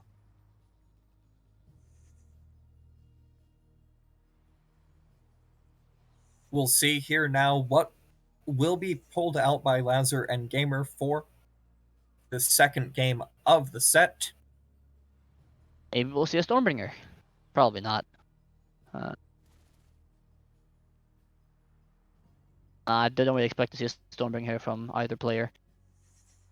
Yeah, I guess for Lazar, his choice now is between Milloween or Stormbringer, and I think you take the Milloween here. That Rock Rivals has really provided value. I also think here, you almost certainly have that poison teched in, regardless what you bring, just in case you end up against the King Puff again. I also think that Gamer might just go with the Rat Bow because of the beam being in there and the Defensal being in there, having some answers to, for example, Rock Rivals or other melee units like the Morgul. We'll see here, Milloween versus Rat Bow for Game 2. We might not get a Stormbringer today. So we were correct in the guess there for the matchup, so that feels good. Phew. Wonder if Gamer has altered his deck in any major way, though. Guess we'll find out. He did tech in the Arcane Bolt. Right. And he does also still have the beam. I mean, the beam is always good, especially against the blue golem and such here. Can really help turn the tide of a bad engagement or help a push bring home the victory. Yep, and Using there it is the already. beam. Lazar's that going was- to take quite a bit of damage here. I suppose Gamer really wants that golem to hit face, or that statue, I mean. And there's the And- Arcane Bolt to take out the Arcane Golem. Very quick reactions there from Gamer, and Lasur is under 2,000 already within the first minute and 20 seconds. Yeah, it is a strong opening from Gamer there. Definitely got the max out of that first play of the Rock Rivals. Capitalized on it, to be sure. But now he does not have that Rock Rivals available. He won't be able to use the Living Statue to push. We're seeing now the big play. Yeah, from the Spawn mini of golems. Fury on the golems. They're so cute and adorable. Look at that. Never mind. They're And gonna. Oh, there. That. the black hole coming in Such a good to card. stop the Oh, beam. those This columns is where know a you lot. see the true value of black hole. I mean, it's just such an amazing versatile card. I'm not gonna stop singing his praises for as long as I live. And as I saw there, a lot Mordaka of- does get quite a bit of damage down, but a poison striker that doesn't is a give you good a lot. push. Gonna finish off the Daggerfall there. Morgul gonna ping away a bit. I mean, Gamer didn't lose that much HP. Yeah, he's lost about 500, but that's not as much as it could have been by far. Right. I think the bigger problem for him is not the loss of HP, but just the loss of tempo and control. Lazar held the bridges for a while there and managed to help himself recover from a pretty weak opening. True. Here, though, is another really great beam play, just hitting both face and the blue golem. Blue golem not going to go down, though, but just having beam hit both there is going to weaken Lasur's HP by a considerable amount, I would say. Right. And we're seeing mini golems down again, followed up by the arcane missiles. One of them does go down to will go down to arcane bolt, but you know, that's not a great trade mana-wise. Not amazing, no. It's going to be interesting to see here how much the Rat Bow can sort of deny the Milloween the third perk. Another beam, but Black Hole ready this time around. And we're gonna see here now 2 more golems following behind the blue golem. It's going to be Lazar- just A- great Daka there. A well-timed Daka and play of those Scrats really helps him clear. He was gonna take a lot of damage if that push lived. Yeah, I mean, the Daka, when you time it properly, is just such an amazing value spell. And, I mean, Gamer has lost HP here, but it's still 600 ahead, and now he's using Beam again. Lasur, once again, he placed the Golem so far back that Beam can hit both it and face. And he can't do that too many more times, he's gonna die. Right. I mean, at that point, he's spending 7 mana versus 6 mana, and so he's spending 1 mana extra for 5 300 face mana. damage. 5 mana, right, never mind. Math. It is a Rock Rivals. But both of them now hitting perk 3. And Ooh, deleted. A poor time Rock Rivals by Lazar. It immediately falls to the Mordaka. I mean, he tried. I mean, the Beamer being used not as offensively as I thought. I actually just thought Gamer would go face with that for maximum pressure. No, but I I think- understand. I understand if you're facing a Spawn of Fury Milloween, you don't really want to use Beam on face when you can instead be using it on Yeah, it's a definitely Golem. understandable. defensive here, gonna clear up the Morgul. And another Golem coming top lane. We'll see how much can get done this time around. Daka again is still leading that, just not anything to tank for it. Yeah, Lazar here has been on a back foot. And again Ooh, here and that is beam is very bad for Lazar. He's now that's game mending. Yeah, he is in range to get beamed for lethal. Gamer. This Lister really tried this game, but he played the Golem and the and that's beam for lethal. He played the Golem and the other Golem like just way back, as far as back as possible, which meant they were in range of being hit by beam as well as hitting face. He did this 2, 3, maybe even 4 times, and that's like over 1,000 HP lost just for the placement there.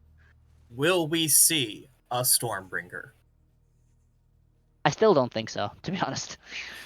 I think Milloween Kingpuff. Yeah, I could see Gamer taking the Stormbringer. I just think it might be really difficult on that Kingpuff to really have the answers you need against a Milloween, particularly if the Milloween can tech in Daggerfall, Scratillery, Poison Strike.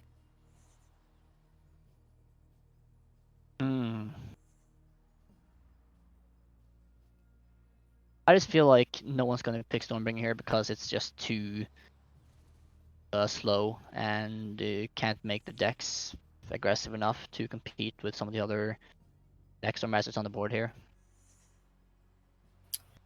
Yeah, I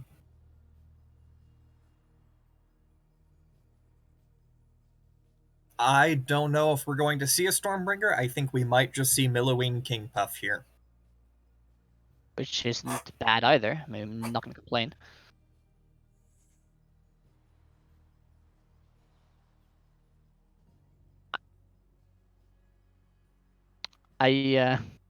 Now, here's the other question. Are we going to get a game under 7 minutes? Ever? I can pray. I don't know. One day. Next decade, alright? You just gotta wait. For some reason though, I really want to see all these new cards from Gamer's side deck into his for one of his decks. I want to see the mage. I want to see Ferguson, and the hammer, etc. It is Ferguson, right? I'm not forgotten the name. Fergus. We're seeing the Stormbringer mirror match. Oh no. We've been bamboozled. All right, 20-minute match incoming. I'm ready. Well, I think I might just take a nap. Wake me up when it's over.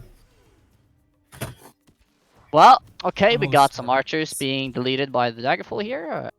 Got some crossbow dudes coming over the bridge as well here. Gonna get that skeleton off the board. And we see the first copy of Border Patrol in the tournament so far. There's the first copy of Border Patrol. First one was just an armored escort. Yes, I meant in the hand. I was a bit preemptive, you see. I can see the future if you didn't know. And there we go. There is the Guardian getting played.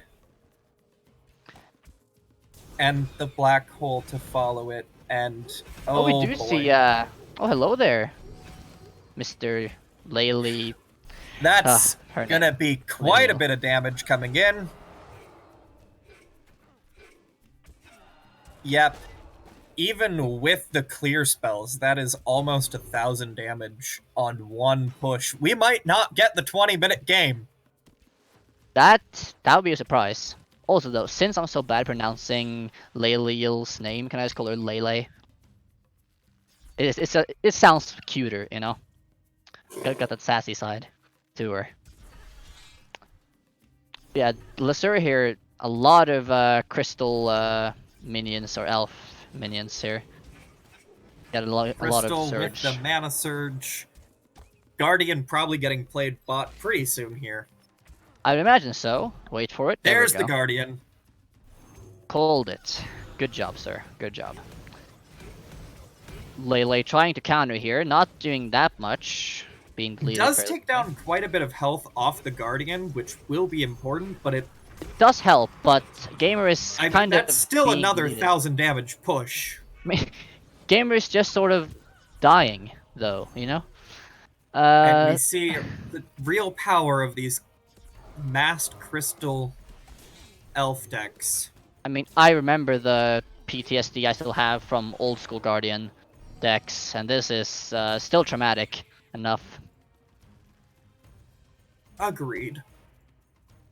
But yeah, I mean, at this point, they're dominant so far in this match. Unless Gamer can turn this Another around. Guardian push coming in bot lane. Just a really strong push. Skeleton there helps a lot to delete that Guardian, and the Lele there gets poked to death, but does help clear it up as well. A very important card, though. The reflection of some of the range damage is really the only thing that's kept Gamer in this match. Yeah, I mean, I think that was a conscious decision there by Gamer. It's like, if I face this in this deck, I want to have this card here to counter it. So that's worked well for him so far. And Gamer actually got a tiny push in, doing 300 or so damage, 400 even. He did So get good that job. in, but he's now got a pretty sizable push to deal with bot lane. The Guardian will get played. Crossfeathers, hello there, sir, misters. Deleted, goodbye. And not nearly enough from Leliel to defend there. He's gonna drop here. And dead, okay. Well, we did get a match under 4 minutes, and it was a Stormbringer mirror match. I don't really know how to feel about it. I feel I should somehow be happy. At the same time, disgusted. I don't really know. A very strong deck. A very strong Stormbringer deck here from Lazar.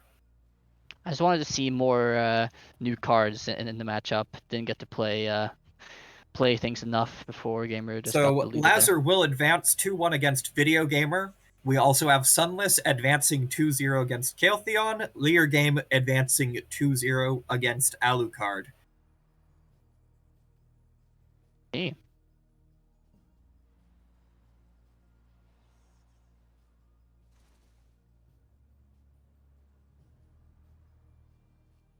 So the next game in the standard bracket will be Deadshot versus Nerzel, which will be featured. Dropping into the losers bracket, we do have some results here. We have Shrivel advance 2-0 against Stalin and 2-0 against For the Crusade. He will be taking on Kaltheon in round 3 of the losers bracket. James advanced 2-0 against Not Spooky. We're still waiting back on him versus Urz. Lucanios advanced against You Fools 2-0.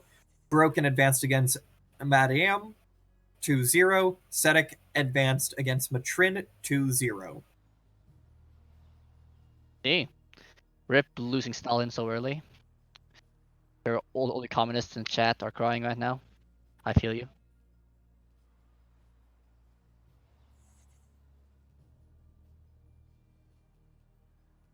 So we'll go now to Deadshot versus Nerzel in round 3.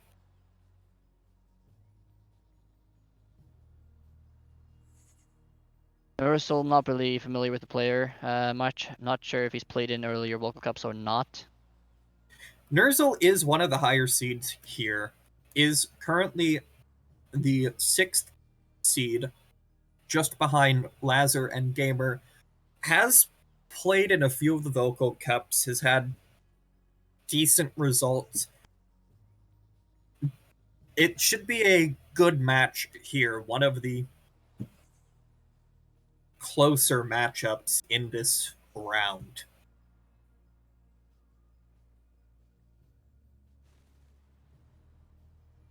And we'll see as we get in. So on their decks, we've already talked about Deadshot's decks. Nerzel is running some pretty beefy decks here, especially that Morelia. Demon Warrior in the sideboard. That is... Well, it's an option then. It is We've seen several Demon Warrior sideboards in past cups. One of the great things about a Demon Warrior sideboard is that it allows you to just throw in an extra. It allows you to throw in an extra win condition into any deck. We're seeing here his Morelia quite a bit more on the heavy side. He's got Xiaolong, Flightless Dragons, and the Brothers of Light. The RNG pull, if you want to call it that. No APEP in the Nerzel decks, though.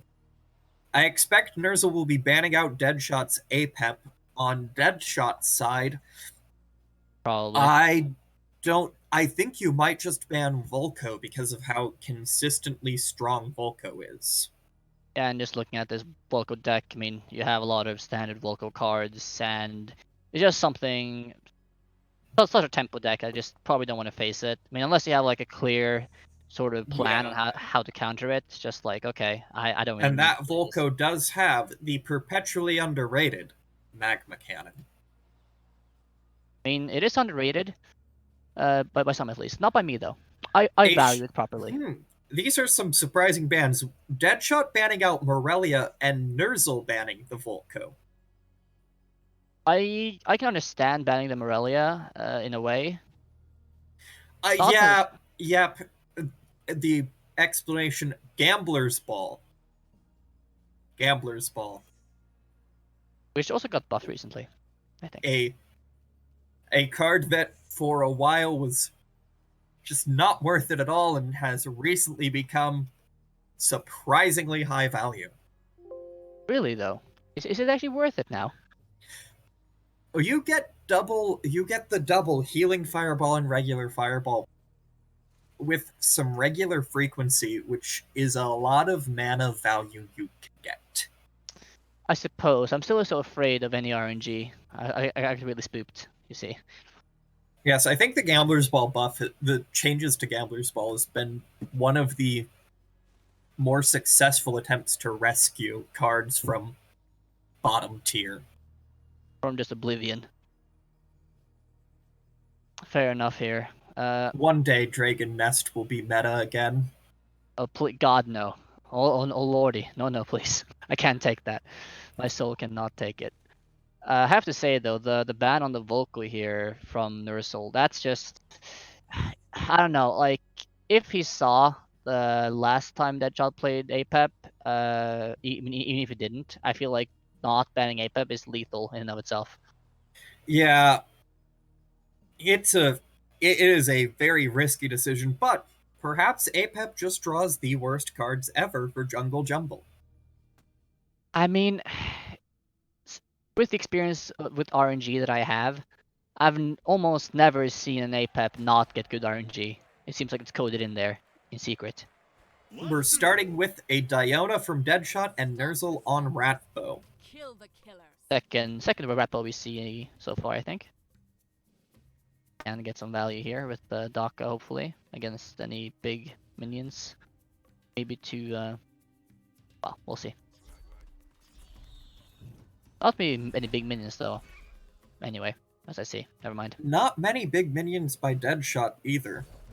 We do have the return of that irritating Tranquil Shihao. We'll see if Nerzel can get more luck with it. That is... Oh, buffs are coming? That is a set of buffs. Those were buffs. Not sure that Scrat really deserves all those buffs, but I got him anyway. Sniper here gonna help clean up some units here. Gonna take bridges. Nerzel's gonna take the bridges here. But it will drop now to the Flightless. Scrats though will take back the bridge and help clear up this. And we'll see. I don't think you can get a Spirit. I don't think Nerzel has the Spirit Mancer available to buff them quite yet. Might be surprised.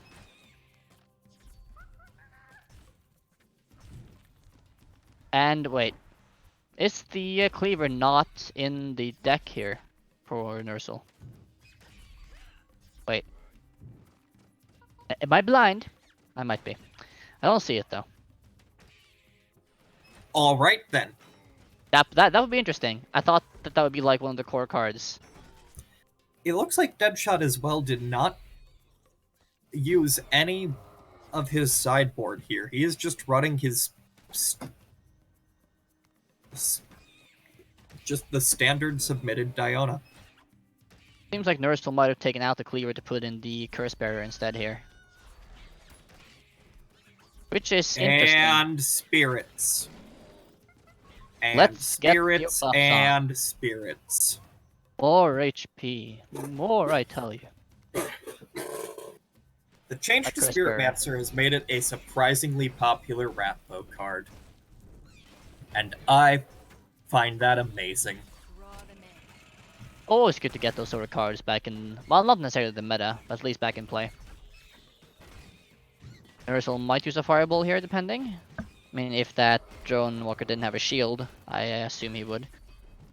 Yeah, the shield on aimbot is a pretty significant buff over a standard drone walker. Alright, I forgot his aimbot. Never mind. Drone walker. It's the same sort of thing almost. Close enough. Fireball being used against Nursel here though. More buffs coming in. Barely saving the first bearer. Spirit. Only 2 though. 2 or 3. It's so-so. It's acceptable, but we need a few more. Let's feed him a bit more, okay? Deadshot, give him a few more. Yeah, Deadshot. And deleted. Very good Daka there. Does retarget at the last second to hit that aimbot and drop it dead. Ooh, that whirly scrat coming in a bit too late to save the sniper. Bit unfortunate there. Nerzel has been doing very well here. Yeah, Ahead XP in health, advantage. ahead in XP. Yeah, it's doing pretty okay here. His We're Ratbo deck seeing is the not power shabby. of the defensive Spirit Mancer. Here comes And double. Deadshot has had enough of that. It's like, I'm not gonna throw everything at you. I'm not gonna let it live for a second. Be gone, fiend. Yes. Immediate Fireball and Daggerfall just for the Spirit Mancer. It's the correct choice, though. I mean, You cannot it let is a those heavy spirits investment. get off. So far, so good. But I hope he doesn't over invest in countering it in the future. If it is uncalled for, potentially. I mean, he might just be aggravated. And we see another Fireball Daggerfall combo to clear out a Spirit Mancer. And the HP lead has now gone to Deadshot very, very slightly. XP lead is still in Nursel's favor. Aka there doesn't seem that... Yeah, Nerzel's perk 3, it's gonna be value for him because his opponent doesn't have anything like a Blast Mancer or Spirit Mancer. It just lets him capture those bridges a bit more often. Another Fireball Daggerfall combo, but this time just to clear out some minions on face. It will not clear out a Spirit Mancer. I assume Deadshot at this point might just be going for blood and trying to DPS Nursel down here, potentially. Since Yeah, he I doesn't think have any HP at this regen. point you kind of have to. I mean, there's a lot of scrats getting out. And this time gonna kill the Spirit Mancer. Ruffles on the way over. Might survive, actually. Ruffles, you can do it, boy. And Good Ruffles job. barely gets that XP off. Nursel here starting to struggle a bit on the HP front. I mean, it's almost half of Deadshot's HP. I mean, he's playing the Spirit Master here, but it's being immediately countered, and he's losing a lot of HP as well due to it. So that Yeah, I placement- think he needs to. I think he'd be better off playing it out of the pocket. It might put it in a bit more danger, but it also means that Deadshot can't get that extra face damage. However, Yeah, but at this Deadshot point- here, a lot of stuff just coming in consistently. He's having problems making it to the bridges.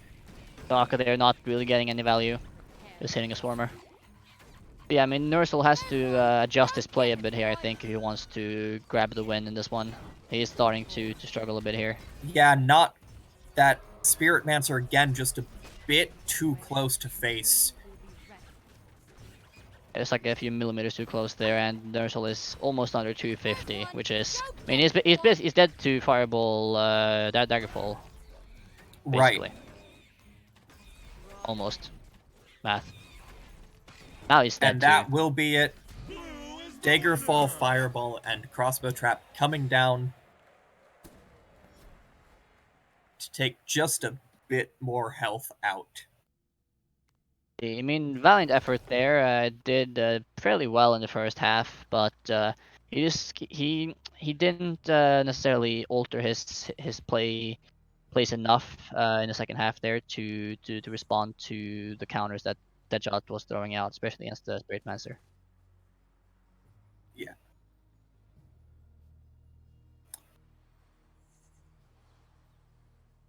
We'll be finishing up shortly here before our intermission.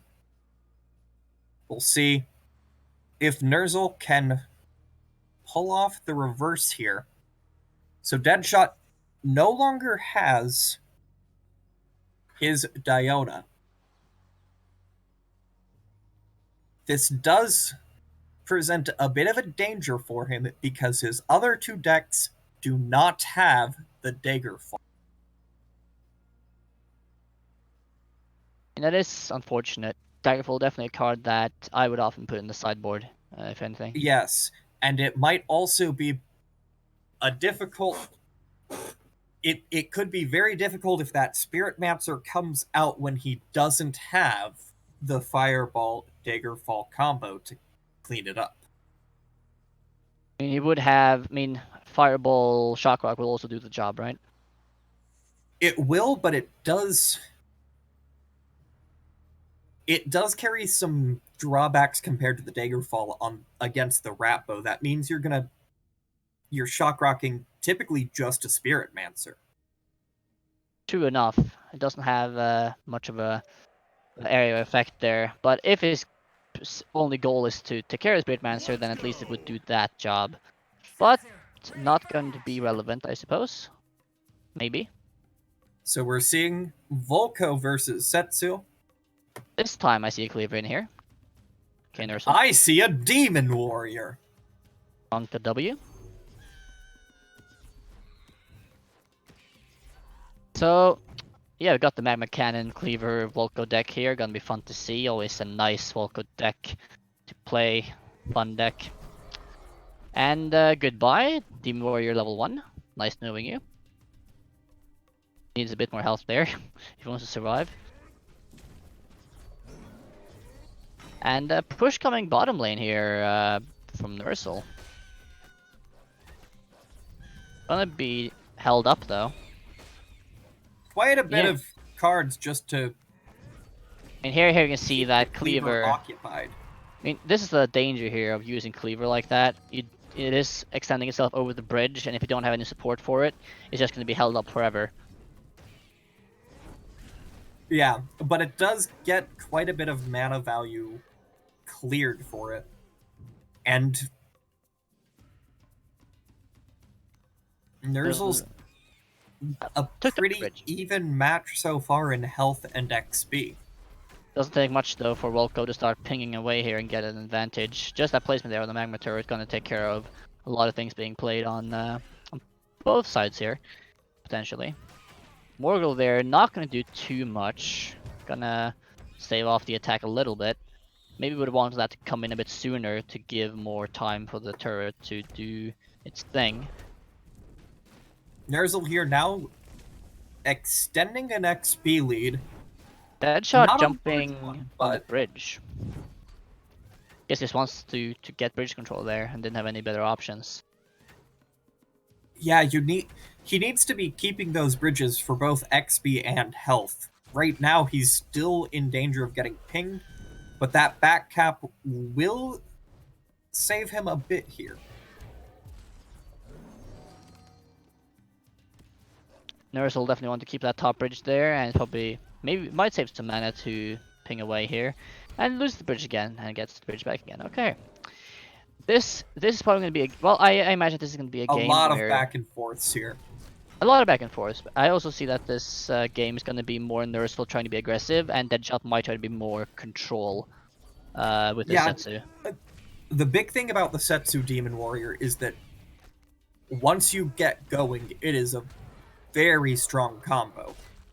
It's just a matter of living to that point where you can really be going against the Volco. And again, you can see that Nursel's throwing out the Morgul Cleaver combo on top lane this time. But again, I mean, Cleaver is gonna get slightly further this time, but might actually hit face. No, didn't think Shield so. and Never crossbow mind. dude's coming down to just barely keep it.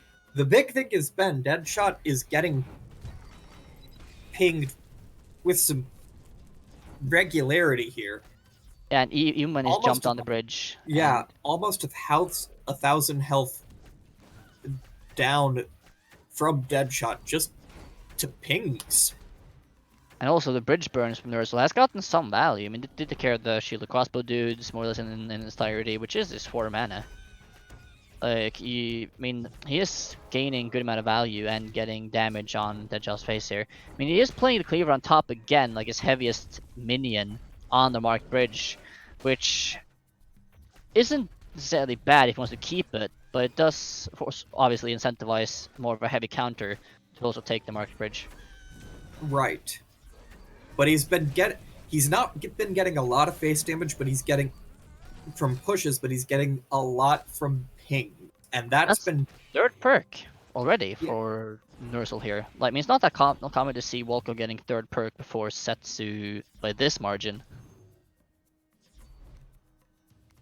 Usually Setsu has bridge buddies or similar bridge grabbing cards to not lose too much in XP. Because of that, the Cleaver just gets massive hits on that. Yes. Demon The Warrior. problem with perk 3 is going to be that normally you'd have a fairly even trade between a Cleaver and a Demon Warrior. Now, that Demon Warrior's taking a lot more damage in those trades. And also Bridge Burn there really helped clean up Pledge Dragon Sorvels there. And I mean, just now, a lot of his minions are melee minions. So he'll start really dishing out the damage versus Deadshot Right. here. So if Deadshot can't pull back, he's gonna just die soon. Yeah, he's below 1,000, which is not a great position to be at against a Volco. Then look at the XP deficit as well, and it The looks XP ugly. deficit is also very large. And he's got the problem that his Setsu drops onto Nursel's side are getting cleared out by the Cleaver. Fireball there almost doesn't really do immediately. too much since it doesn't take the bridge either, and I mean the Magma Turret actually doing a lot of damage to the Demon Warrior earlier there as well. He has like multiple answers to really deal with Demon Warrior and backup, like the bridge burn, the turret, the cleaver. It's difficult for Deadshot to really do much to get to Nursel's face here. I mean, just Right, and- defending is difficult enough. The big thing he has to be careful about is he's getting fairly low now on the number of pings he can hold off against. Indeed, and he does have 3rd perk now. Does have the laser. Third On perk is defense. going to be a big improvement there.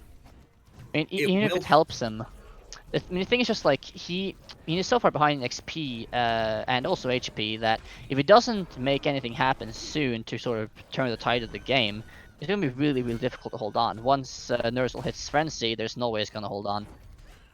And even if he tries his best to turn the game and doing a really aggressive play, he can't afford to do an aggressive play because he's gonna die. Right. He's right now it's just 12 pings to fate. Down now, it's only 10. He only needs to get 10 pings, and Deadshot is 0 health. And Yeah, man, that's each subsequent ping just gives even less room for Deadshot to be negotiating with, and Nursel's got Mana Frenzy soon. and also when he tries to contest that bridge burn as well as Magma Turret will give him a lot of value. I mean, it's just Right. this- I don't see any way for Deadshot to turn this around. and it Nursel's close to GG. Nursel's got it here. Yeah, that is just a clear-cut Volco game there. The Volco deck working as expected and intended there. Very well executed overall. Another 7-minute game though. Yeah, we will. So that will be game 2 to Nursel. We'll go to game 3, our final game before the break. Or we replaced Pepe hands. In the intermission, a reminder, this stream brought to you by sleep. Sleep. It's important for tournaments. That's true. And for living. And also, sleep helps your muscle building capacity. So if you go into the gym chat, it helps. Sleep well. Get swole. Sleep. And when you're swole, you're gonna win tournaments way more easy. Maybe. Oh, definitely, 100%. The muscles will just go through the mouse into the game.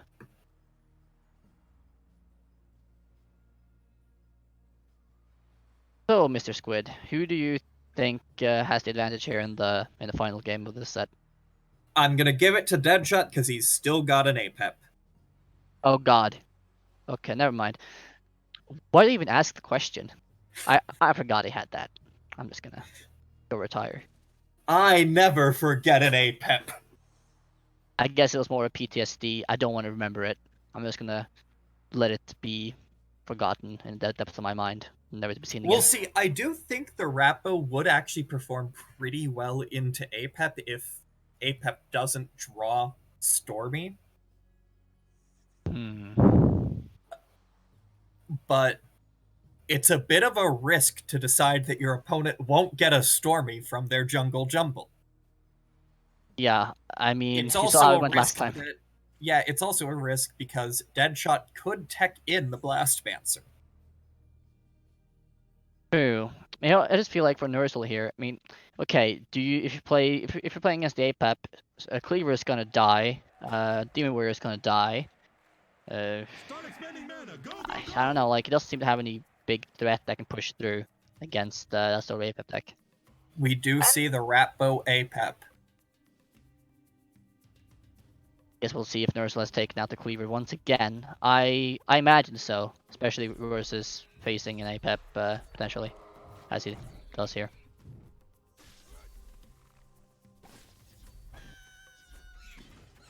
Illu Cleaver coming out. Suppose Deadshot is already praying to the RNG gods for a good outcome here. Better start early.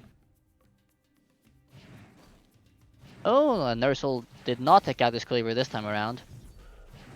So, that's scary for Nursel here, I feel. That Cleaver...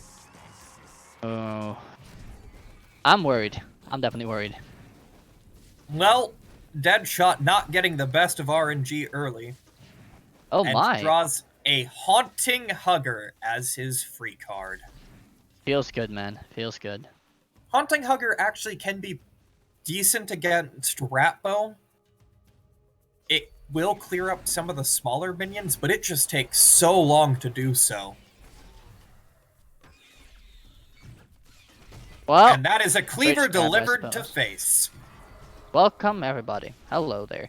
That's 2 hits. Ooh, not great Jungle Jumble results either.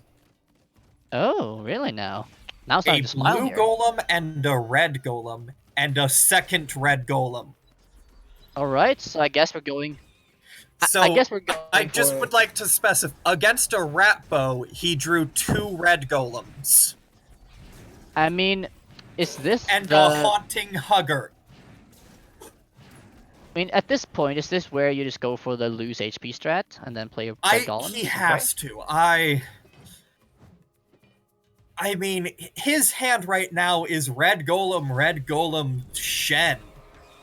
That's just not a hand you ever want against a Rappo. I mean, I was worried that the Cleaver is just going to be executed by the Shen, which in this case, it almost is. Actually, never mind. Oh man, this is goodbye. bad for Goodbye, Deadshot. Nice knowing you. Good try. He is down a lot, but red golems are activated now. I mean, he planned this, right? He was just going to get under 1500. It's fine. This was all planned. still fine. I'm just saying, if your hand is Shield Totem, double red golem, blue golem, and you're playing a rat bow, that's a feels bad, man.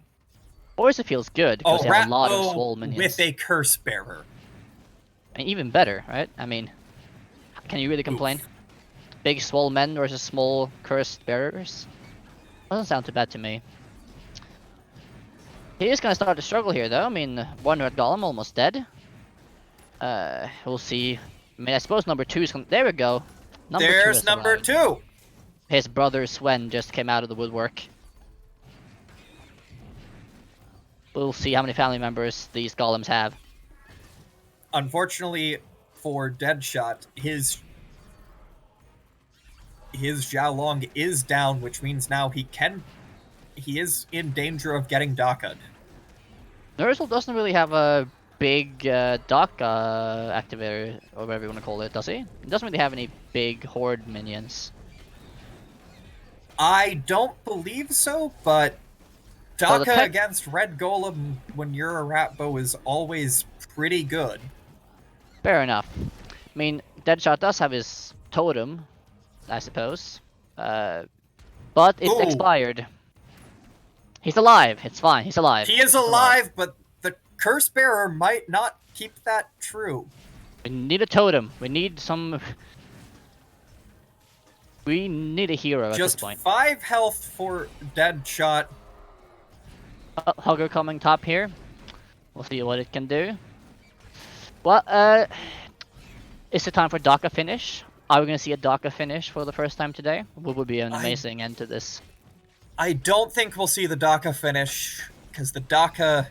The pessimism. Probably he can easily block either with a red golem or just a shield totem. But there's the DACA in. Takes out some damage. A decent chunk of health there. But since the red golem is so swole, it can take some hits. And, I mean, Nerzel not playing the fireball is had in hand for a while here, because obviously he knows Deadshot has the totem in hand. The draw here, the next draw, he got the skeleton horde. And now he has, and GG to Nerzel here. That is fireball to take it out. Even if he didn't play the fireball there, could just waited and played it after the totem expired. Yeah, it's just some really unfortunate draws to play into a rat bow.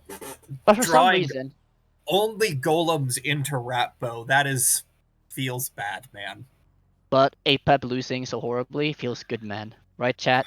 Smiles. White people happy. That is, yeah, the chat, I agree. That was a awful jumble. The prayers were not answered that time. Must have been the wrong god. And that will be the set. 2 Nerzel, 2-1. Deadshot would like a refund on his RNG. No, this is your punishment for playing Apep. Nice try, sir. Better luck next time. Not sure if that's an upset or not, but well played. We will now go to our break as we get ready to switch over for the next set of casters, Mr. Gandalf and Jules. The best casters, really.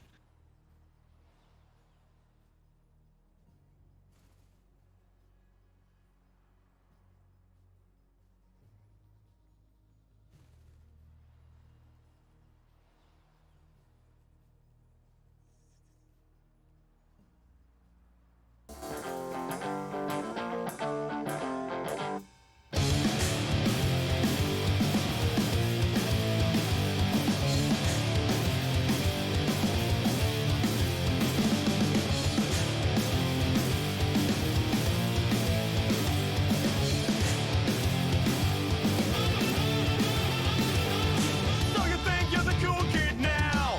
I can hear your mic right through your head.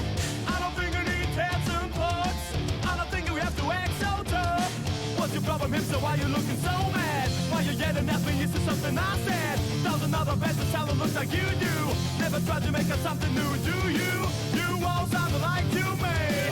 Is that what you want to be? But the good job, bad job stuff. You think it's tough, but it's not enough. One thing that is clear, your friend sucks my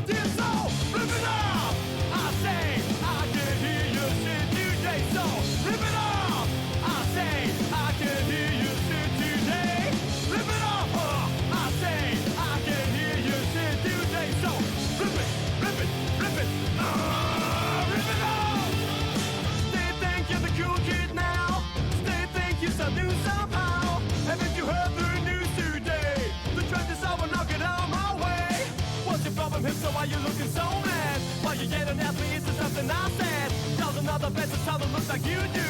Never tried to make us something new, do you? You all sound alike to me. Is that what you want to be?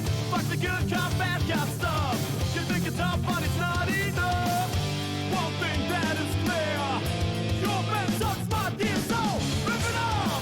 I say, I can hear you say DJ, so rip it off! I say, I can hear you say DJ.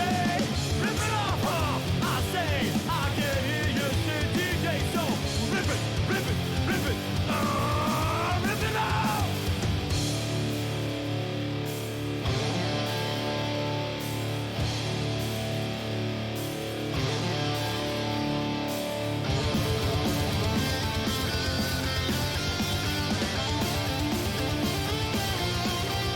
You need some help! You need some help! You need some help!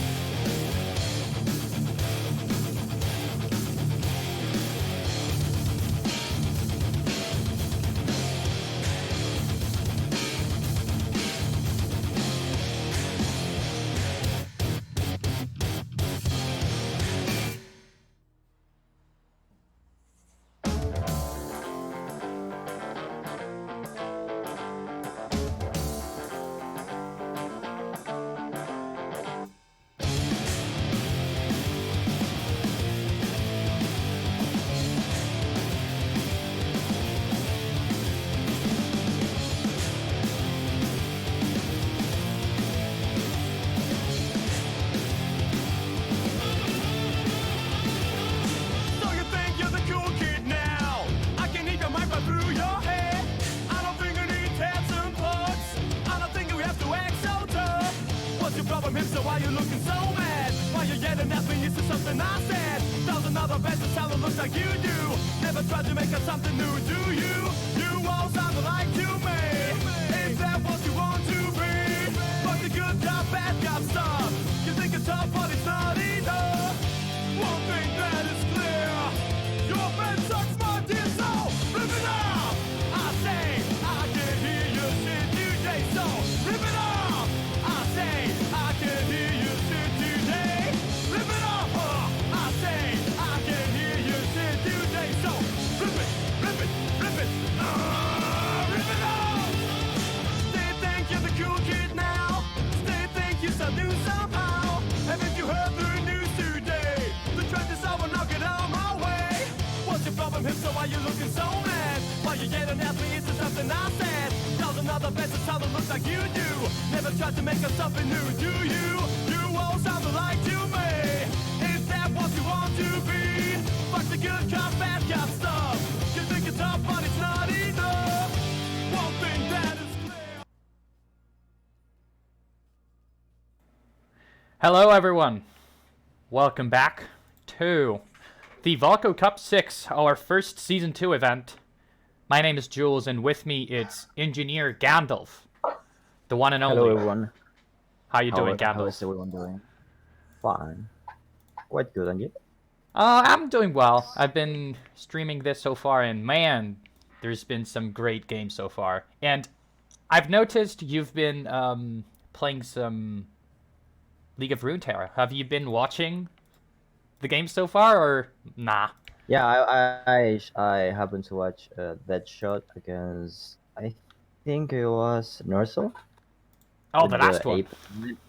Yeah, and I also I think I saw Sunless versus Caliphone.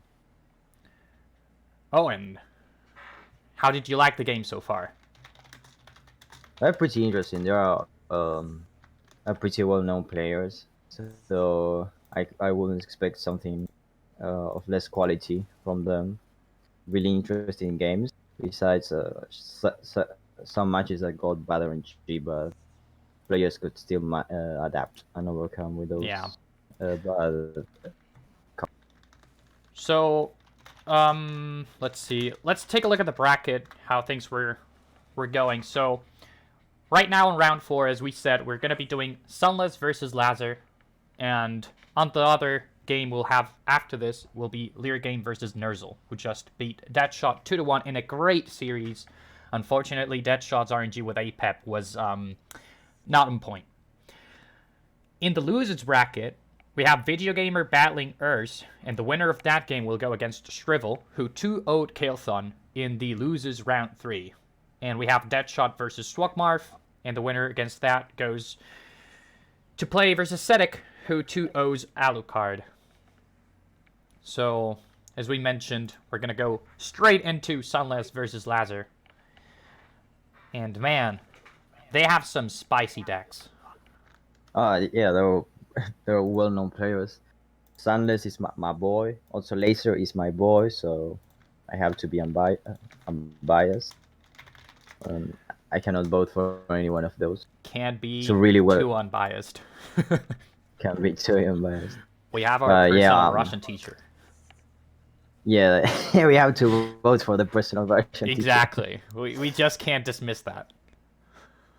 So, in terms of Elo, Sunless is our highest rated player. So, he's Seed 1, and he is so far above every other player, except for Cat, that sadly didn't register today.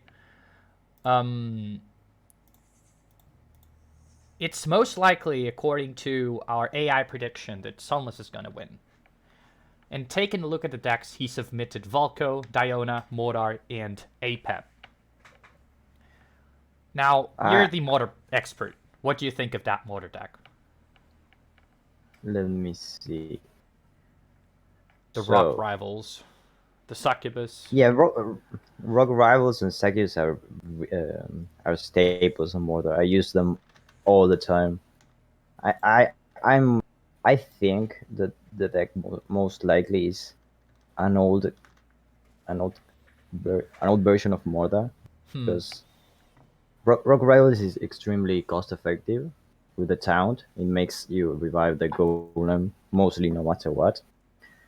And Succubus is just mostly the best anti-air at the moment.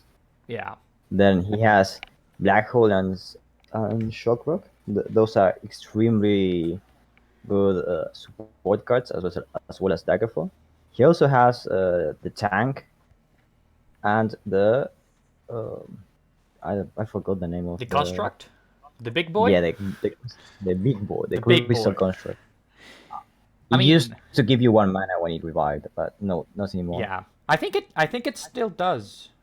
I think it used to give you 2 mana, but they reduced it to 1 because it was kind of OP. So now in the other side, and Lazar, also Sunless is doing it's pushing all his cycle cards on the sideboard as Cat used to do. Yeah. I mean, on the other side, we just mentioned Sunless is playing this Modar with Rock Rivals, which is really good because you're most likely going to revive the Rock Rivals unless you misplay a lot some 1-drops on the other side. But Lazar is also playing his own Rock Rivals in the Diona deck, which I've actually been playing a lot in ladder, and it's so strong. So strong. The fast cycle allows you to just swarm them. You play one after the other. And the 0 mana traps, the town traps are really good. Not exactly to defend the golem, but to defend the support cards. Yeah, that aimbot needs to stay alive, 100%. Yeah, and the Iona also has like a lot of advantages just for staying alive. Yeah, I mean, it also has the RNG factor with Ruffles. You can get more EXP, mana. So. And his sideboard is almost full on removal. Yeah. As well as high DPS units and Shaolong. Yeah, and speaking of sideboard, that's something that we haven't explained so far for those of you who are new to the tournament scene or to the stream.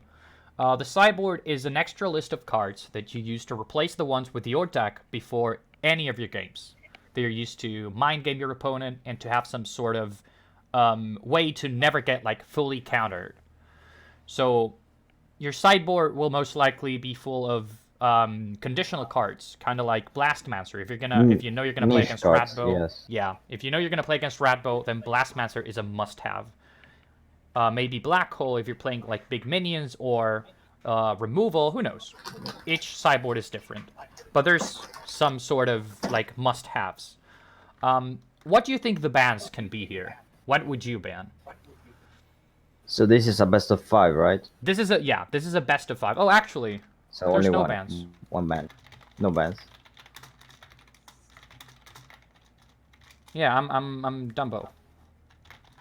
So if I were to ban, I would ban Apep from Sunless, and from Laser I would ban maybe the Stormbringer. That deck looks kind of scary.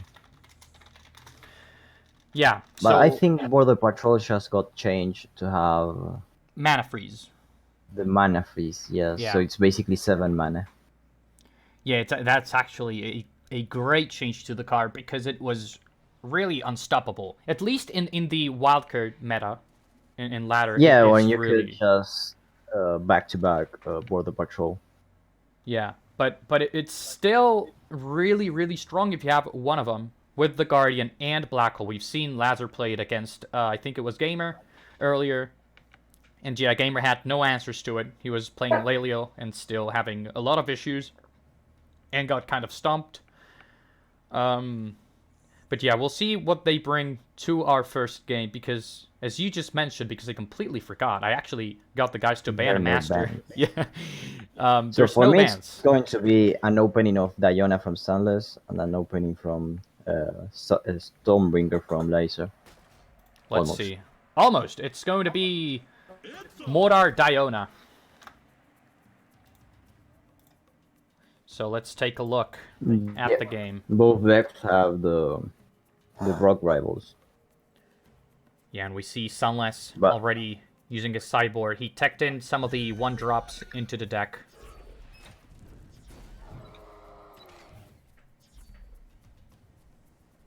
So both players going for the quick bridge grab, but Lazar drops a 5 mana aimbot. Top, and Sunless a On 5 the other mana side, I have the succubus. Sideboard. Yes, they're playing back and forth for the bridges. Mordor struggles quite a lot at the start when he doesn't have the that golem, really nice, and a little bit late on the stun thingy. We'll see how Lazar replies to this statue. He's just using the golem Oh, and the this... curse bearer. Oh. Yeah, it's the curse bearer is just not going to get to. Yeah, He lost like a lot of DPS on that golem. the golem does go down, but But- still, the statue with Frenzy goes down before it, which is unfortunate. But here Yeah, comes if- Sunless's Rock Rivals. Actually, if Sunless was able to get ahead on XP and revive the statue, that would be really great for him.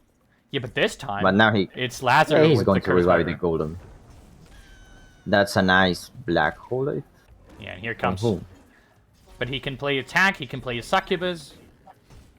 Wow, That this is just curse Rock bearer is going to do Rivals so much back and damage. forth. Yeah. Good Daggerfall. Yeah, Daggerfall is always going to target the sniper. You cannot allow Sunless to stack snipers. Yeah.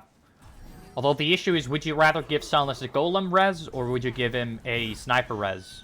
Oh, look at this. The taunt from the golem preventing Yeah, the aimbot to die, but the whelp, still... the whelp targeting. Yeah, the whelp still has 1 HP, it's gonna die now, and res. Yeah, Not that the was best. quite unfortunate. Oh, that potion is And just it's not bad. going to get the bridge. Yeah. Full HP Lazar gets a heal potion. Not really the best.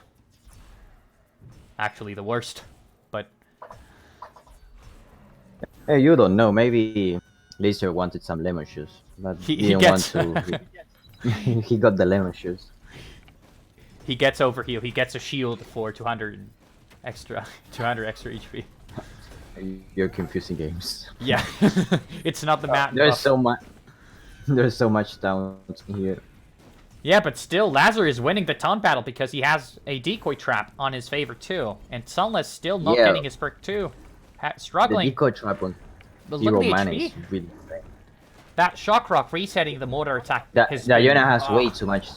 Oh, and the golem died for the tombstone. Look at Ruffles. Oh, look, another lemon juice potion. That's Chad Ruffles trying to get the potion from Mordar, but nah, it's gonna get ripped apart. And Sunless really struggling this first game. Lazar about to hit perk 3, and Sunless just hit his perk 2, which is, as we know, Mordar's strongest point early. But he's not being able to find good value out of anything, and Oh, and the shock rock on the tombstone. crossbow trap. Oh, the banana shoes. Banana the juice. XP shoes. Yeah. Look at that. Yeah, this is quite unfortunate for Sunless. It's a bad matchup. Yeah. It's almost, they have almost the same card. He's not but gonna get any res. the decoy trap is way too good on this specific matchup. Oh, he gets a succubus. I think that's... For zero mana, he's getting, he's winning trades. Yeah, I think that's been an error from Lazar. He's given Sunless a succubus res. He doesn't really care because of the golem, but still, he could have just waited a second, and that's gonna Also, be GG. Yeah, Almost. 5 HP. Also, Laser has a much better cycle than Sunless, so he has the how you call it, the dagger for every time he has the Yeah. snipers. So a very unfortunate matchup for Sunless, as you mentioned, and Lazar takes game 1. Players will have 3 minutes to sideboard and begin their next game. So Lazar cannot play Diona anymore. Sunless still has his Mordar. Do you think he will still try to play the Mordar until it wins, or would you change to something else, knowing that Lazar cannot play Diona? So you can see that mostly the decks from Laser are tempo-based decks Yeah. that they win at a certain time. So I would go for the aggro Volco to ensure a win. Can either go for the aggro Volco or the aggro Milo with that Spawn of Fury. Isn't Spawn of Fury your favorite card? Yeah, it's my favorite card. So you But it's my demand it. favorite card to. Yeah, I demand it. It's my favorite card to combo it with the Reckinator. Oh. You just copy the wreck. You have 2 tombstones. You copy the Reckinator. You just combust get the 2 back? Reckinators. The Reckinators go to explode. They destroy everything, and you get it back. Wow, the strats. Isn't It's that like... as if you were playing. Yeah, it's as if you were playing Magic the Gathering, but a minion master. But wait, aren't you then More getting basic. 2 Reckinators for like 15 mana or so? Isn't it better to just... Well, I Isn't it actually get 4 Reckinators Oh. because Wait. the 2 at the start and the 2 at the late. Oh, late. true. Man, the value. It's just insane. So yeah, Many people... I just need better dwarfs to buff Reckinator to target air. Yeah. So I need any more support from them. It's funny how everyone used to play the Spawn of Fury on the Cleaver, the 9-mana Cleaver, and Oh yeah. the Crackle. And when it changed, everyone just transitioned to Milo and Golem. Or Wait, some what other did they change variation. about the crack? No, What no, did no. change They about changed the- Spawn of Fury. to make it 75% HP. And it reduces 25% health and 25% damage. Damage and health. Yeah. So, So the the clear Golem... wouldn't be dealing 300 damage. Yeah. It will be dealing like 270 something. But since the Golem is so strong, it's just... It's a good call to drop it on the Golem. Here we go. First Rock Rivals dropped bot, and a great Shock Rock from Lazar. He takes down the Golem, and the statue's pretty healthy. It's going to take a few hits on face. That's going to be 1. That's going to be 2. Yeah, And a third. just That quite should be healthy. it. Yeah. But still, he has The third- Shrimps hitting face. Demon Warrior Royal 1 stack. Here's... Laser is preparing the Daggerfall, but he has no real targets. Yeah, so who do you think has the edge here? Sunless with the Mordar Rock Rivals, the same Mordar we just saw, or Lazar with the Cycle Demon Warrior A-Pet? I didn't quite pay attention to what Laser got as a free card, It's but fine, I we'll think get to see it. it mostly depends on the free cards. If the matchup changes or not. I think it mostly But- depends on how well Lazar can defend against the golem and get his demon Oh, he warrior got up quick. an elite stormer. Oh, that's really good. That is really, Nah, really not good. not. It's really good it's good if he wants to tank for something like the Whelp. From, I don't know, the aimbot or something. But the aimbot is So usually it dropped seems behind that- the golem. Wow, that fireball. So Here if goes. he. Oh. Oh, that shock. That is crucial. He needs Lazar to. needs super bad. Yeah, he needs to somehow defend the tank. Oh. He doesn't for me- even get the yeah, strat tank. Negating that res. res is really huge. It's a really huge tempo swing. Sunless And taking a look at- lot of damage from these flightless dragon whelps. It's really, it's game one all over again. It's Cycle versus Sunless trying to set up a huge push and Lazar BMing. I love it. Oh, I didn't see the BM. He Wow, dropped the whistle emote. Actually, Sunless is struggling a lot against air units. Black hole. There's the sack. Still, APEP will still kill the. Yep, the aimbot. Yeah, the aimbot, and it's going to turn into a 4-mana. A 4-mana drone From- walker. Oh, good Yeah. shock rock. This golem should die quick. Close. Nice. But it will die. It's more. Yeah, it's going to die before killing Oh. the. Almost. Almost. I was about Another to predict the same aimbot. thing, but Oh, another drone for 4-mana. it's gonna be Drone Town. There you go. The train. I think it's Choo-choo. better for Sunless to start reviving those things, because if he tries to go for the big reses, Laser is going to most likely shock rock. Yeah, agreed. And Sunless still And it- taking some cheap mostly damage attack. every time. Oh, there you go. No tank. Perfect shock rock again on the tombstone before the scrat tank gets a res. Lazar playing Yeah, this but perfectly.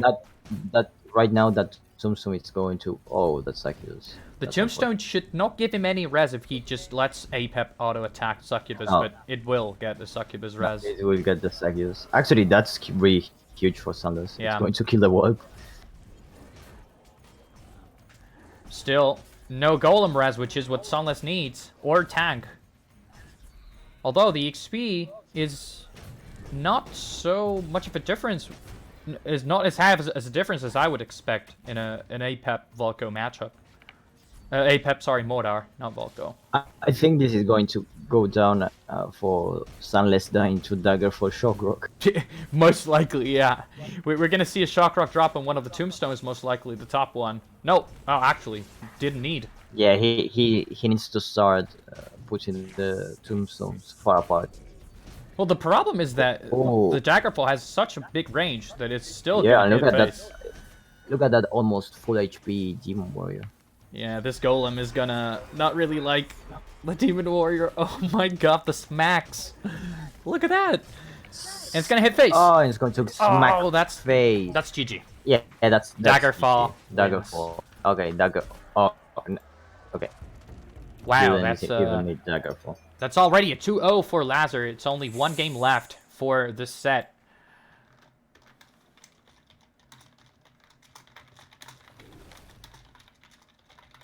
So another 3 minutes to sideboard. The set is 2-0 for Lazar. It's still best of I 5. personally think that playing Mordor into 4 tempo decks is not the best. So here's my question. Next up, it's most likely that Lazar brings out the Milloween. But if he does and brings out the Spawn of Fury, Sunless has a black hole, which will just counter the Spawn of Fury, and Lazar will be losing mana Laser every is time. going. Both of them are going to play with one less cards. Yeah, but because the neither- problem is, do you still bring Mellow in hopes that Sunless does not play his Mordar and play something else? That's still an option. Sunless I switching. think you just bring the Stormbringer. It's a really strong deck. Yeah. It's just strong all around. It doesn't have like many counters besides the Magma Storm, but you have Black Hole. Yeah. You have Black Hole. You have a lot of anti-air. Pretty much all your cards except for your spells and 1-drops are anti-air. If you didn't know, Guardian can just burp into the air and kills everything. But yeah, and the That's good to sideboard, know. I don't think he needs to tech in anything from the sideboard really, because everything is just How- really good. Does the burps also stun? Yeah, of course, it's a permastun. Oh, Ah, both permastun, players okay. changed decks. That is going to be an APEP for Sunless and a Stormbringer for Lazar. And this is still actually a pretty good matchup for Lazar. The Stormbringer with the Guardian and Crystal units. I think that APEP has a really good chance against Stormbringer. We'll have to see what the future present gives him, which he is about to play, most likely. Oh, wow. This is really good. He got a free fire... a 2-mana fireball. The problem is the shields. He needs to get rid of the shields somehow for the fireball to be Yeah, really but effective. a fireball is most likely going to destroy the burping guardian. How many fireballs do you need to kill someone full HP? Like 17 was right? 18 or 17, I think. So, yeah, 2 mana times You 18. just have to, yeah, you just have to minus times 18. You just have to waste 30. Wait, how many? Say 18. You have to wait 32 mana on face. Yeah, it's not too much. Oh, he got... Okay, Sunless is getting good RNG. He got a wall for free from perk 1, and that's really good against what Lazar is playing. Now, the thing is, can Sunless get his perk 2 Wait, quick 36. enough? That was still not gonna prevent the Canis from hitting face. The AoE attack. The collateral damage. Yeah. So, we know that Magma Storm will most likely be not played here. Never mind. There it goes. Boom, boom, boom. Oh, there's no- oh, laser because doesn't there's- have black hole. There it goes. Well, that was still pretty inefficient. It removed the shields from the ones Yeah, in the back. I think he didn't even need a black hole for the magma storm to Yeah, miss. it was still gonna be Banerjee. Wow. Wow. Good shrimps, good Oh, I amount of think- damage. And the wall is stalling everything. The guardian is really effective. Such- Actually, is the wall good? Because it allows Lazar to stack more things with the Guardian. maybe. Maybe. I think, but at the same time, it was a wall after the black hole, so it's not that bad. So, Sunless already took 1100 damage, and it's planning to throw another Magma Storm on the top bridge, and he does. Yeah, that's And- quite unfortunate. Wait, does the black hole do the 6 of damage? No. No. Now, at this point, Sunless needs to 100% stop playing Magma Storm. That is Yeah. 3 mana lost every time. Oh, the Good shrimps there are shrimps. so good. I don't And know good why totem. the wall it's a free wall, right? Yeah, it's a free wall. He took He only 50 damage he from took that. 23. I think he took like 23 damage or something. Yeah, it was nothing compared to what he actually should have taken. If he keeps on going like this, like taking instead of 1100 a push 23, he's going to win. Here comes Magma Storm. Most likely not going to be Black Hole because it's not really worth. But still, But that's Sunless a got good really bla- good that's a good defensive black- tools. Yeah. The totem and the wall are going to make it really hard for Lazar to get any value from this pushes, but still, he's trying because there's not any other choice. Oh, Black hole. Oh, that's the Guardian will protect the Canis only. Oh. And that will kill the yeah, shrimps. the other king. And the That aimbot. range is really huge. Magma Storm coming in. Black hole. Magma storm. Nope. No, there's no black hole. He played No it. black hole. I But think Sunless has a Oh, the much archer. better no range. he has to spend 3 mana to kill the archer. That's not good.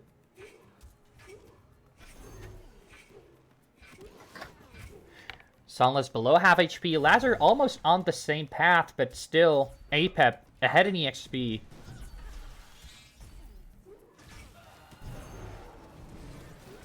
Oh, that almost bad.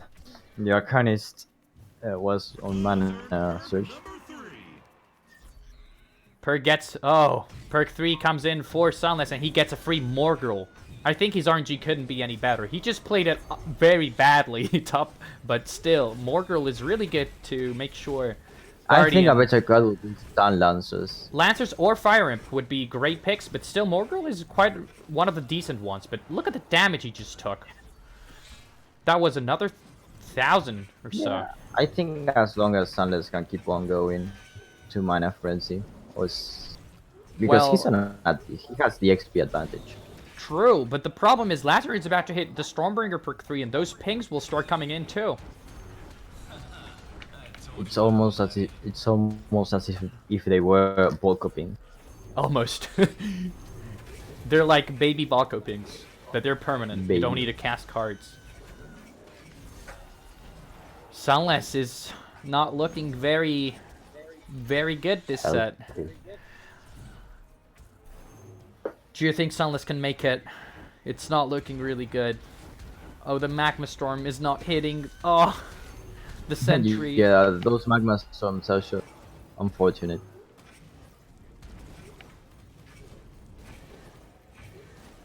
Yeah, the Guardian is way too effective. Yeah.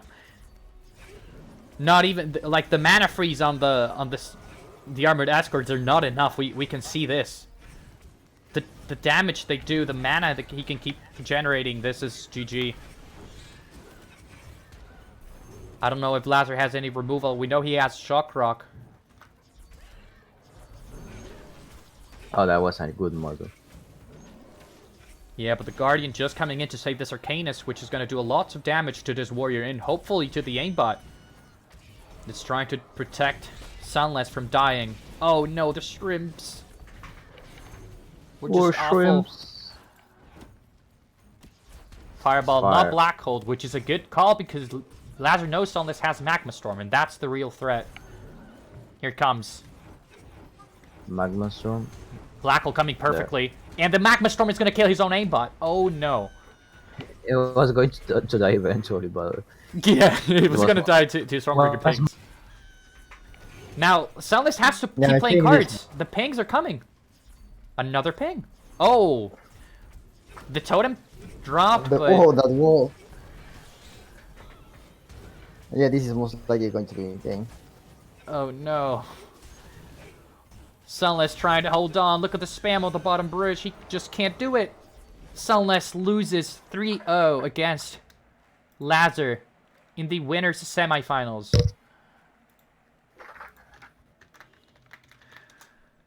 So that was a stomp.